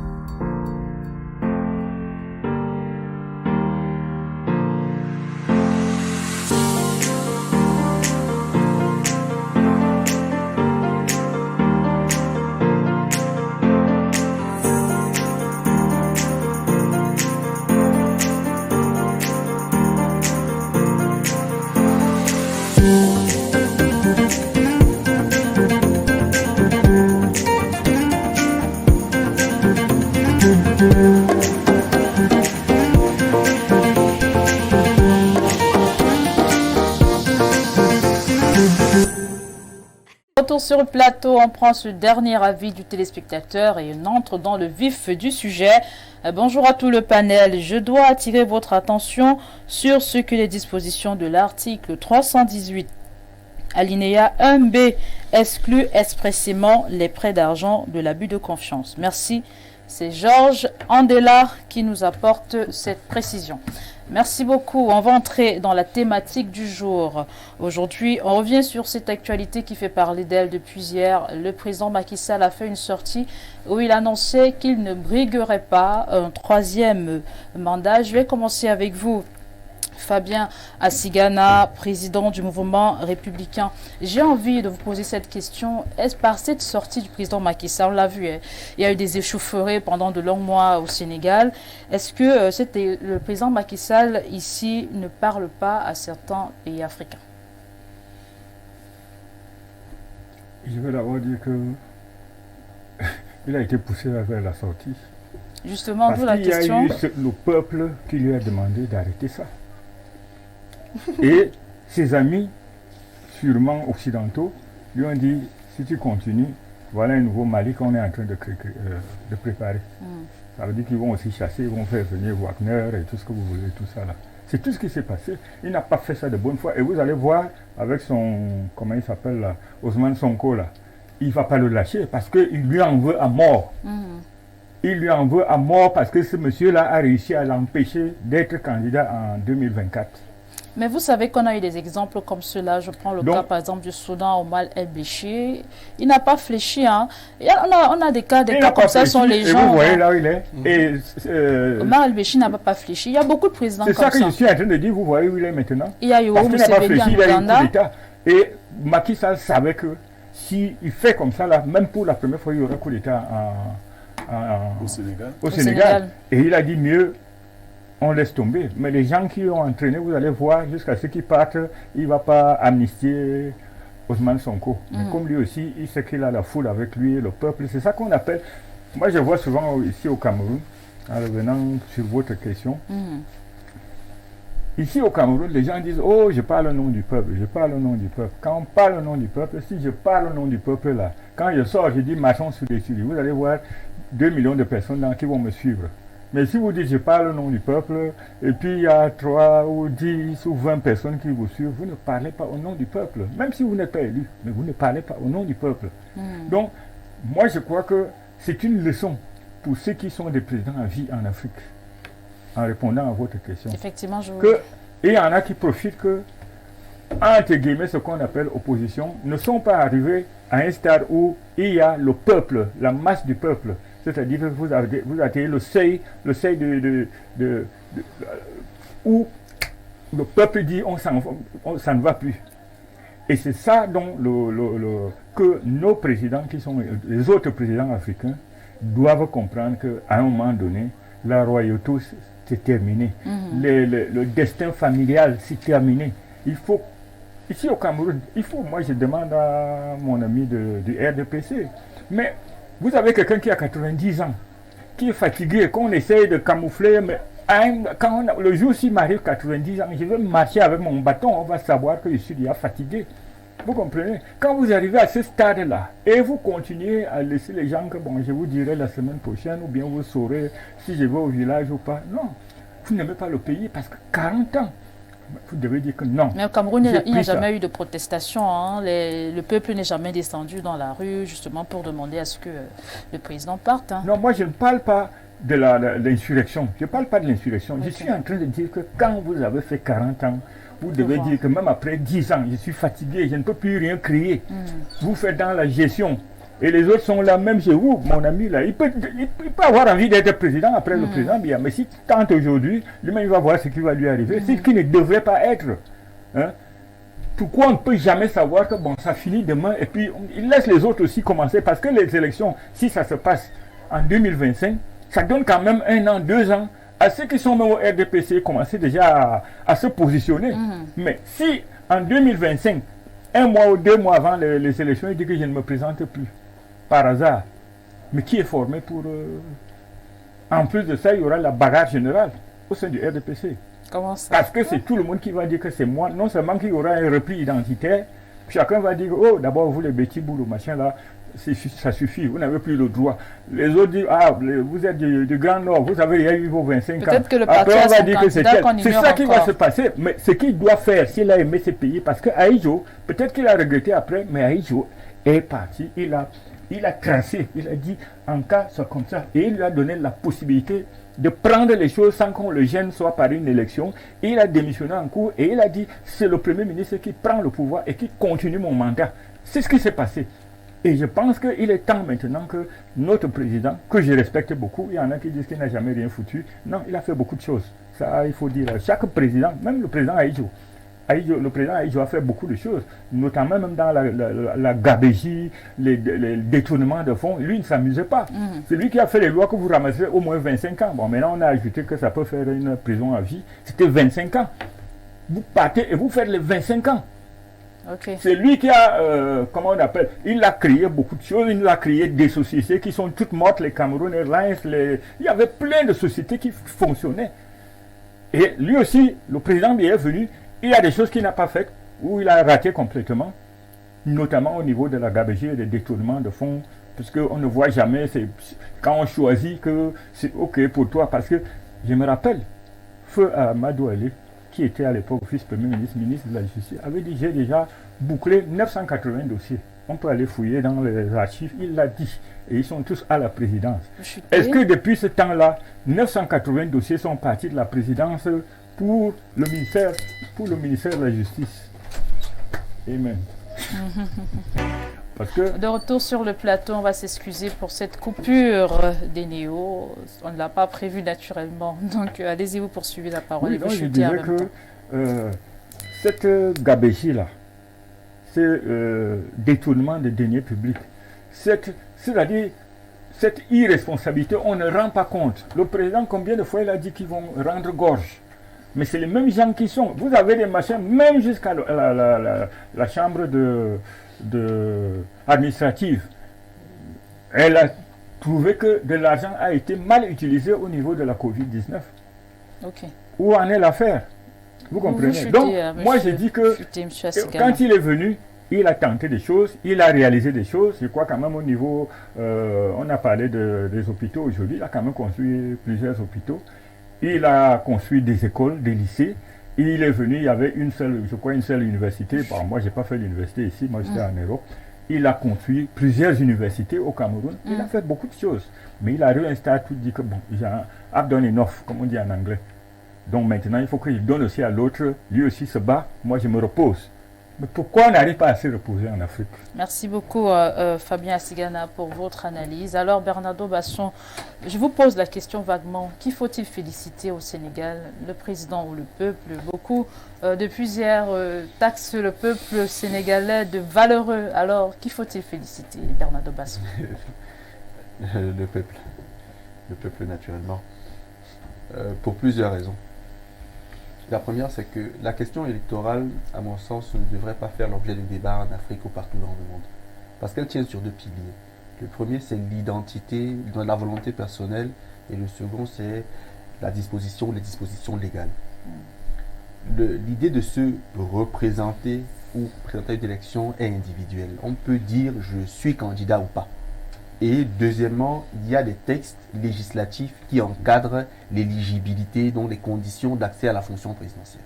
Et au Sénégal, il me semble que avant 2016, on limitait à 2 mandats. Donc, puisque le président était là avant, normalement, il ne pouvait pas aller à plus de 2 mandats. Donc, pour moi, la spéculation qui a tourné autour était redondante. Hein. Elle était surabondante parce que le problème était tranché dès le départ. Sauf que, avec le caractère jouissif du pouvoir, avec les intérêts parfois divers, avec de nombreuses tractations entre nos chefs d'État africains et ceux internationaux, il y a parfois des subtils messages glissés, une idée d'éternité, parce qu'il faut toujours satisfaire les intérêts des anciennes métropoles. Donc clairement, le président Macky Sall, moi j'ai écouté sa sortie d'hier, ce matin, parce que hier, là où j'étais, il n'y avait pas d'énergie. J'ai écouté une bonne partie ce matin. Je l'ai trouvé dans un discours futé, même comme ceux qui le suivent depuis longtemps m'ont fait comprendre que c'était juste une sortie ponctuelle. Parce que dès le départ, je n'ai pas eu l'impression qu'il voulait vraiment abandonner.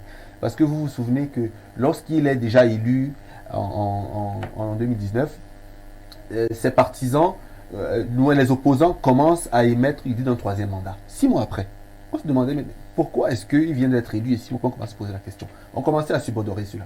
Et dans ses multiples sorties, multiples voyages récemment en France même, il a dit ouvertement que nos résultats nous donnent la possibilité de penser à continuer à faire évoluer le Sénégal. Vous voyez qu'il y avait déjà des idées quand même de maintien au pouvoir. Sauf qu'à la réalité, les Sénégalais ont agi de façon surprenante. Ce sont des surprenant parce que je vais faire l'effort, si souvent il me tape dessus pour mes sorties de liste, mais je vais faire l'effort de ne pas dire de bêtises.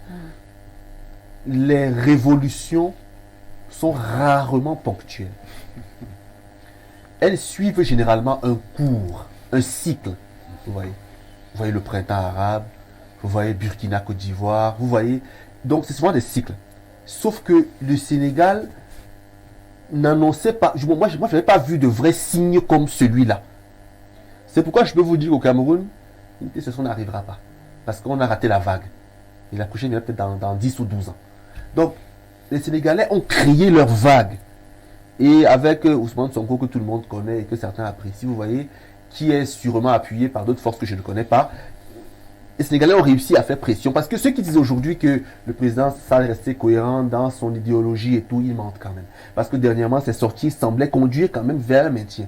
Donc, je pense que les Sénégalais sont félicités parce qu'ils ont montré qu'en Afrique, il y avait un moment où on dit enough is enough. Donc assez, c'est assez. Maintenant, je souhaite aussi que dans un pays noir d'Afrique centrale, que les gens commencent subtilement. Macky Sall avait commencé à prendre des mauvaises habitudes, Bernardo. Le goût du pouvoir. Olivia, le pouvoir, il est jouissif. Le pouvoir, il est jouissif. Au Cameroun, un exemple, Kamto, par exemple, qui avait promis ne pas faire plus de 10 ans. Vous voyez, il est déjà à la tête de la MRC depuis plus de 10 ans. C'est comme une maladie. Bon, je ne dirais pas. Justement, pour ce parti d'opposition, vous savez qu'il y a eu débat sur la réelle durée des mandats. Certains estimaient que le premier mandat ne devait pas être pris en compte. On devait compter à partir du second. D'autres estimaient qu'il fallait compter à partir du premier. Vous voyez que désormais, dans le parti, il y a une avocate qui veut être présidente, qui estime que le mandat du précédent président est arrivé à échéance. Donc, en Afrique, quand on est au pouvoir, généralement, on estime que c'est sa maison. Donc, pour moi, Macky Sall n'est pas plus à féliciter que cela.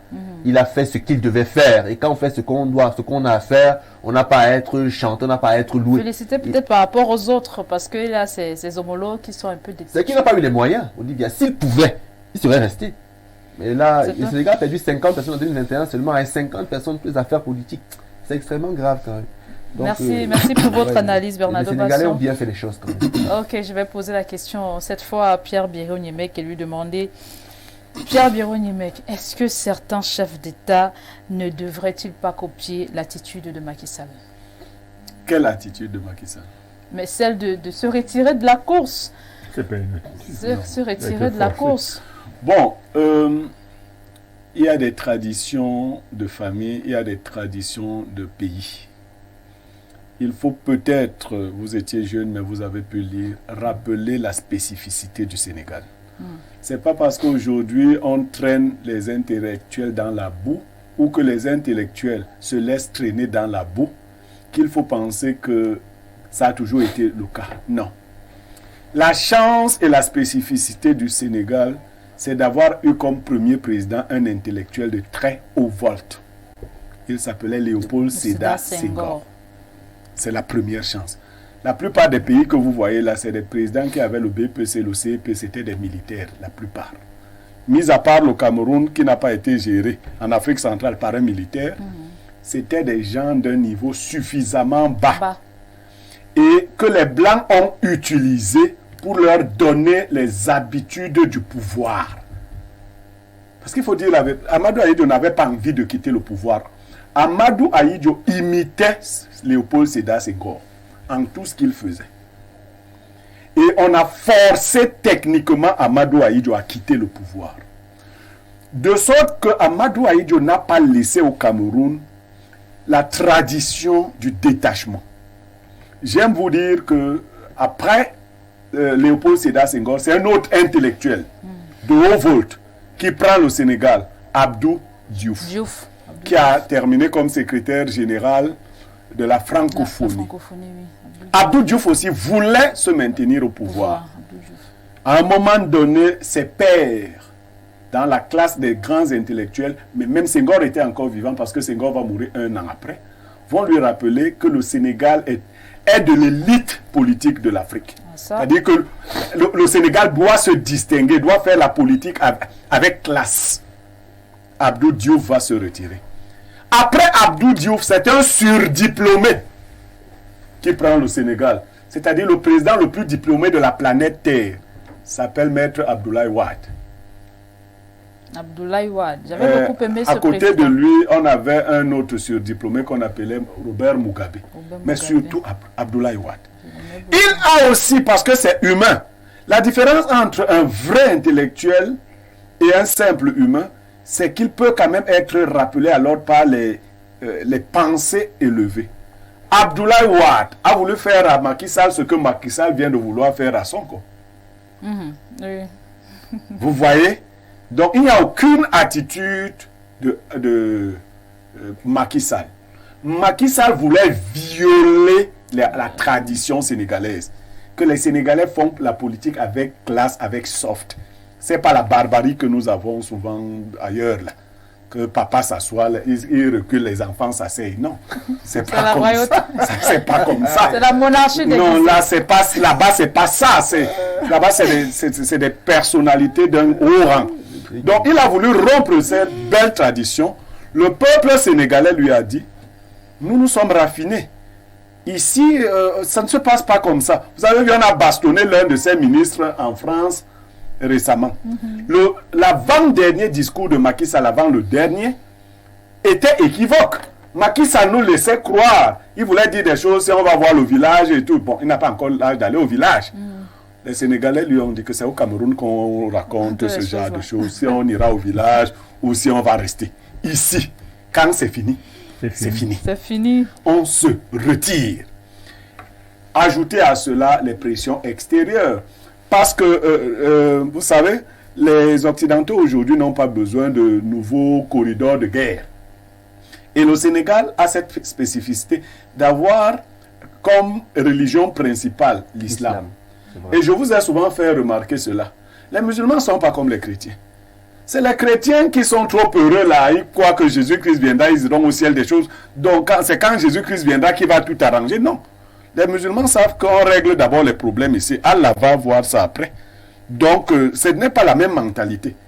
Les chrétiens, on a endormi leur cerveau, on leur dit que la paix. Oui, là, je vous donne ma paix. C'est ça qu'on vous rappelle à l'église. Prenez la paix. La paix de quoi? Non, on peut imposer la paix par la violence qui vise passer parabellum. Qui veut la paix prépare la guerre. Donc, les Sénégalais, c'est un peuple mature politiquement. Ce n'est pas les petits peuples, les populations qui se...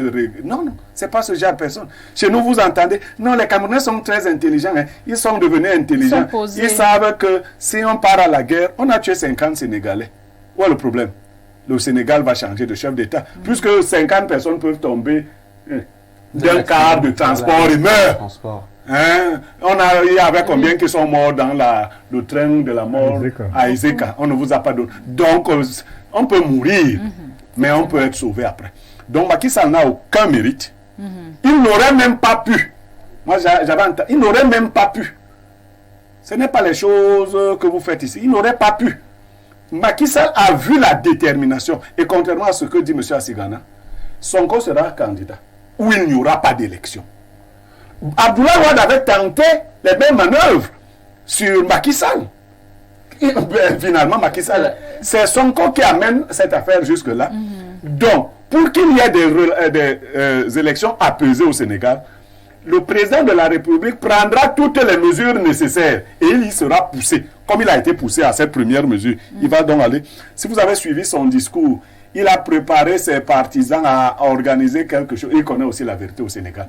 Quand on ne veut plus de toi, on ne veut plus de ton parti en même temps. Si on voulait du parti de Macky Sall, c'est lui qui aurait été. Bon, il y a un autre en Côte d'Ivoire, voyez la technique que lui il a utilisée. Il a laissé mourir tous ceux qui devaient être candidats. Qui était même déjà pratiquement représenté. Alors, quand ils sont tous morts, on ne veut pas dire ici comment ils sont morts. Il a dit aux Ivoiriens, bon, vous voyez, tous ceux que j'aurais pu vous proposer sont morts. Je ne vais pas improviser. Le discours de Macky Sall nous dit que le Sénégal est rempli de personnes capables. Oui, il a dit. Vous avez suivi ça? Oui, il a dit. Un poncteur du RDPC nous a dit dernièrement qu'il n'y a pas d'abonné au numéro qui peut être candidat après Biya. C'était un professeur agrégé des universités. Il dit qu'il n'y a pas d'abonné à ce numéro. C'est-à-dire qu'il évoquait seulement... C'était l'annuaire. Oui, oui. Il faut l'annuaire. Il n'y a pas d'abonné. Ça n'existe pas au Cameroun. Donc, même au RDPC. Oui. Et nous serons donc étonnés qu'au moment venu, les RDPcistes, par un coup de la nature, s'ils venaient à perdre Biya, nous disent qu'ils ont découvert quelqu'un là-bas qui pourrait... Peut-être. Parce qu'eux, ils ont déjà dit qu'il n'y a pas d'abonnés à ce numéro, remplacer Biya. Nous disons que le Cameroun est rempli d'abonnés capables de remplacer Paul Biya. Le Cameroun est rempli de... Et même le RDPC est rempli de Camerounais capables de remplacer Biya. Et ceux qui ont laissé cette idée-là prospérer, visiblement, ils sont méchants. Parce qu'ils savent qu'ils mentent. Vous savez, je vais conclure. Macky Sall, quand les gens lui disaient là que non, c'est les gens qui mangent quand le président dort, qui racontent aux autres que si le président n'est plus là, vous êtes finis. Quand Ahidjo vivait, les gens disaient que si Ahidjo n'est plus président, le Cameroun va finir. Ahidjo est parti le 2 novembre. Le 4 novembre, on ne savait même plus qu'il y avait eu un président qui s'appelait Ahidjo. Le jour où Biya va partir, c'est comme ça que ça se passera. Donc, après, il s'est réveillé, il dit qu'il veut revenir. Le Sénégal parle, c'est pas Macky Sall, au peuple qui dorme. Quand Dieu créait les pays, il y a mis tellement d'hommes capables de diriger ces pays et les cimetières sont remplis des hommes indispensables. Voilà. Merci beaucoup Pierre Biaronimec. Alors, Émile Messi, le Sénégal est un bel exemple là en matière d'alternance au pouvoir. En quoi, par exemple? En Afrique. En quoi, par exemple? Vous avez suivi le propos de Pierre Biaronimec tout à l'heure. Non. Biron n'a pas cerné la situation politique réelle du Sénégal. Il a commencé très bien, mais à un moment donné, il s'est égaré complètement. En réalité, le chemin est pratiquement le même. Les premières leçons dans cette affaire, c'est que le pouvoir appartient au peuple. C'est la première grande leçon dans cette affaire. Ce que Macky Sall a fait, est-ce qu'il a fait de son propre gré? Nous sommes d'accord ici, apparemment, que là, c'est le peuple qui s'est exprimé. Est-ce qu'au Cameroun, pour faire le parallèle, le président Biya est au pouvoir par sa force musculaire, par je ne sais pas trop quoi, mais là encore nous nous rendons compte que c'est par le peuple. Lui, il a démontré ici que c'est le peuple qui donne sa souveraineté au chef d'État. Puisque nous parlons donc du Sénégal, voici ce qui se passe au Sénégal, pour vous montrer que le chemin est le même en Afrique. Il a bien dit, un illuminé, membre de l'Académie française, Léopold Sédar Senghor, premier président sénégalais, qui en 1981, entre-temps, il fait d'Abdou Diouf son directeur de cabinet, puis son premier ministre, lui donne le pouvoir. Il faut le savoir. Abdou Diouf règne jusqu'en 2000. Vous voyez, et les mandats sont et quel est le lien qu'il y a entre Abdou Diouf et Abdoulaye Wade, qui fait mettre en prison 2 fois? Laisse-moi continuer. D'accord. Parce que là, nous serons d'accord. En 2000, le mandat au Sénégal est de 7 ans et illimité. C'est très important. Maintenant, là où le pouvoir revient au peuple, lorsque l'opposant historique, Maître Wade, va à cette élection-là et mène une campagne sur des points précis, il dit: je ferai du Sénégal 2 mandats, pas plus. Pas plus, effectivement. Et il gagne l'élection à un âge très avancé. Nous sommes d'accord. Oui, Abdoulaye. Il a promis vous que... ne parlez plus jamais d'âge avancé. Il vous ne connaissez pas l'affaire. Limiter les mandats. Pardon. Vous serez d'accord à la fin. L'âge. Oui, en 2000, donc, Maître Wade prend le pouvoir. Il tient à sa promesse. En 2002, non, même il Wade n'a pas révise. tenu à sa promesse. Je vous en prie, suivez mon regard. En 2002, il révise la constitution du Sénégal, où il fait réviser de 7 mandats à 5. De 5 ans à 7. De 7 ans à 5 en 2002. Or, lui, il a gagné un mandat qui doit courir à 7 ans. Donc, ce mandat doit aller jusqu'en 2007.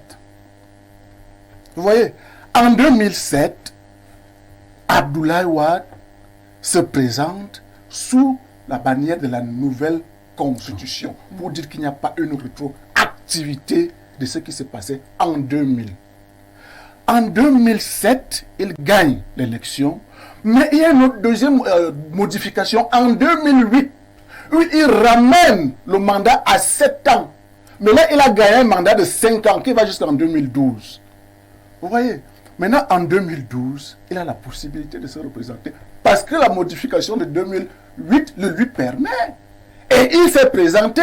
Et je suis d'accord avec lui que c'est les arguments que Macky Sall va donc exploiter pour dire au peuple que ce monsieur nous a bluffé parce qu'il nous a dit qu'il va faire 2 mandats et de nous laisser le pouvoir. Maintenant, il a modifié en 2008 pour avoir la possibilité. Il s'est représenté et il a été battu aux élections. Ça, c'est des faits. Macky Sall maintenant, qui promet également que lui va ramener le mandat, puisque là, il est revenu à 7 ans, il va ramener le mandat à 5 ans, mais il gagne un mandat de 7 ans, qui va donc courir jusqu'en 2019. Entre-temps, lui-même modifie encore en 2016.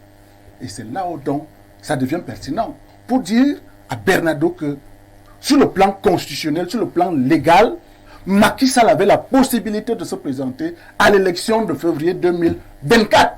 Ça, il n'y a pas de débat là-dessus. Et le fait qu'il ne s'est donc pas, pour aller rapidement, prononcé sur oui ou non, il sera candidat par rapport à la parole donnée, par rapport aux arguments, par rapport à ce qu'il a fait à Maître Wade, c'était donc là l'enjeu. Et la pression, il faut l'avouer, était tellement forte, notamment avec cet opposant qu'on appelle Ousmane Sonko, qui, déjà avec sa coalition aux dernières municipales et législatives, a montré que, parce que lorsque vous contrôlez la ville de Dakar, Ziguinchor, là où il est le maire, les choses n'étaient pas à prendre à la légère. Et puis, il y a un détail. Ousmane Sonko était d'une virulence inacceptable vis-à-vis de la personne de Macky Sall. Oh, nous avons l'impression aujourd'hui que, même si Macky Sall a pris du recul, mais il est déterminé à ce que Ousmane Sonko ne se présente pas à cette élection. Parce que quand vous lisez son discours d'hier, il a dit qu'il fera tout pour que les décisions de justice soient respectées par rapport à ce qu'ils veulent mettre au Sénégal. La justice n'existera plus. Pour vous dire, je peux pas être d'accord avec vous. Je peux être d'accord avec vous. C'est-à-dire dans le sens que moi, et c'est là où il faut saluer. On va attraper tous les magistrats sénégalais qui tenteront d'empêcher. Au Cameroun, on n'élimine pas les opposants.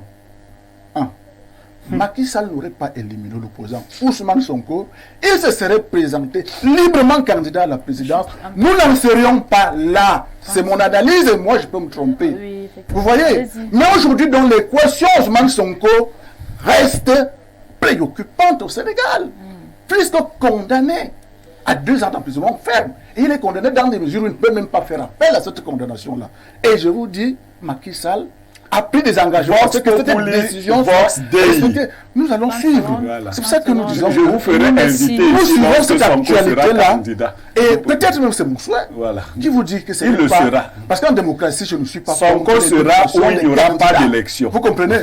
Donc, pour dire que dans cette situation-là, quand vous faites des bonnes analyses, Macky Sall, quand vous avez posé la question, est-ce qu'il parle aux Africains? Est-ce qu'il parle à qui? Macky Sall s'est assagi. Vous savez, il arrive là étant un peu plus jeune, un président relativement jeune, c'est-à-dire en 50aine d'années. Il s'est assagi en faisant quoi? En prenant cette décision. Ah, c'est une décision sage. Oui. Parce que la Constitution ne lui permettait. Vous devez commencer à penser ça. Vous savez, le jour où on a condamné Ousmane Sonko, il y a eu sur le carreau 9 morts. Oui. C'est-à-dire, il y a des tensions sur cette affaire-là. Okay. Donc, s'il hésitait, s'il tentait de dire que je suis candidat, je crois que nous sommes tous d'accord là-dessus. Le Sénégal devrait s'en baser. Et je pense que le Sénégal a une culture politique qui est historique, comme il a dit, c'est-à-dire la parole donnée. Vous faites 2 mandats. Et je peux vous dire que c'est les mêmes raisons qui font qu'en 2012, Maître Wade perd des élections. Et s'il allait à cette élection-là, telle que le prévoit la Constitution, je suis sûr qu'il allait toujours la perdre. Et il a compris que... Et ce n'est pas de la sagesse. Merci beaucoup. C'est aussi de quitter les choses avant qu'elles ne vous quittent. Merci. Donc, à mon avis, la situation au Sénégal reste préoccupante avec la situation d'Ousmane Sonko qui reste franchement un cas. Merci beaucoup pour votre analyse. On va prendre rapidement un ou deux messages. Bonjour à toi et à ton riche panel. Nous sommes un peuple bien peureux. Nous ne pouvons pas mettre la pression comme le peuple sénégalais au président Paul Biya. Ce sont les jeunes qui appellent à se représenter. Comprenez que le peuple est vampirisé. Blériot et Basson, nous on vous suit. James Saint-Patrick qui nous écrit ce matin. J'espère qu'il ne va pas nous sortir des histoires de l'appel du peuple à la dernière minute. Les jurisprudences, Ouattara invite à la retenue, déjà que dans son allocution, il mentionne que la Constitution le lui permet, exactement comme Ouattara. Après, il viendra nous parler des cas de force majeure et sera soutenu par la France. J'attends juste février avant de croire à monsieur Macky Sall. On n'appelle pas pendant l'émission, s'il vous plaît. C'est Frank Job qui nous écrit depuis Francfort. Alors, monsieur Assegan, à votre mot de fin, votre conclusion rapidement, parce qu'il n'y a plus assez de temps. Vous savez, je suis membre fondateur du MSC.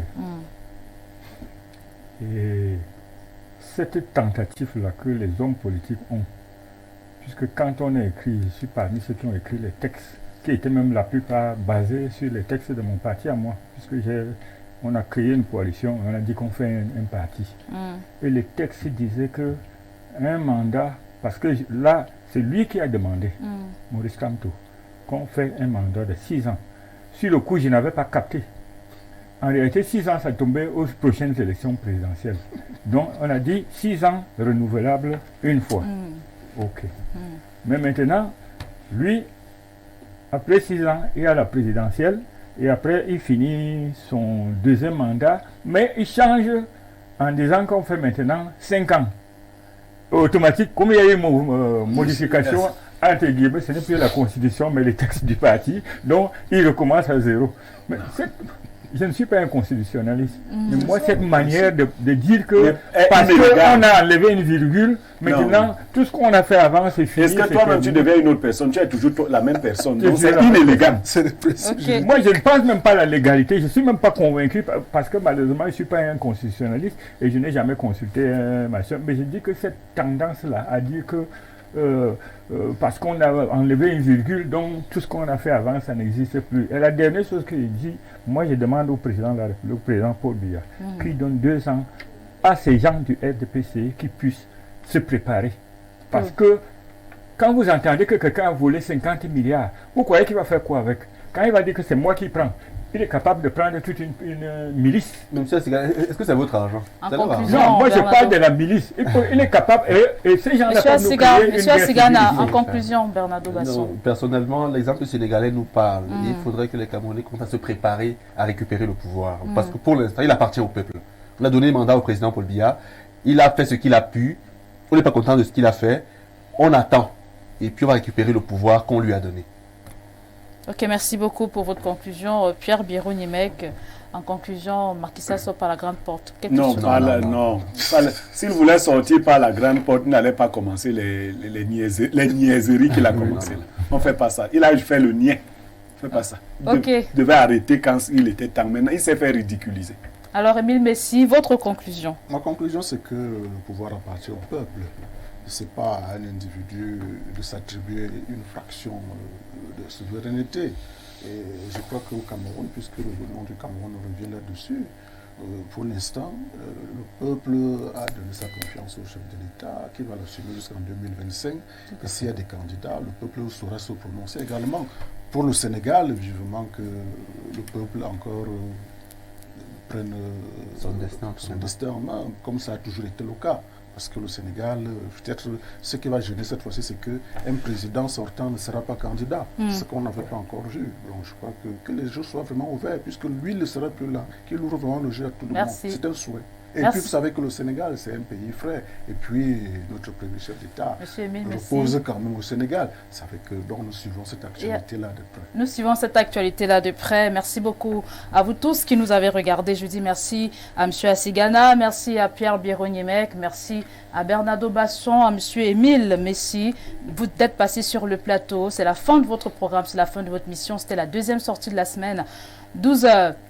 C'est le JT bilingue, 13h les Amazones, 17h le Grand Soir, 19h le journal en langue anglaise, 20h c'est le journal en langue française, 22h30 c'est la rediffusion de votre programme.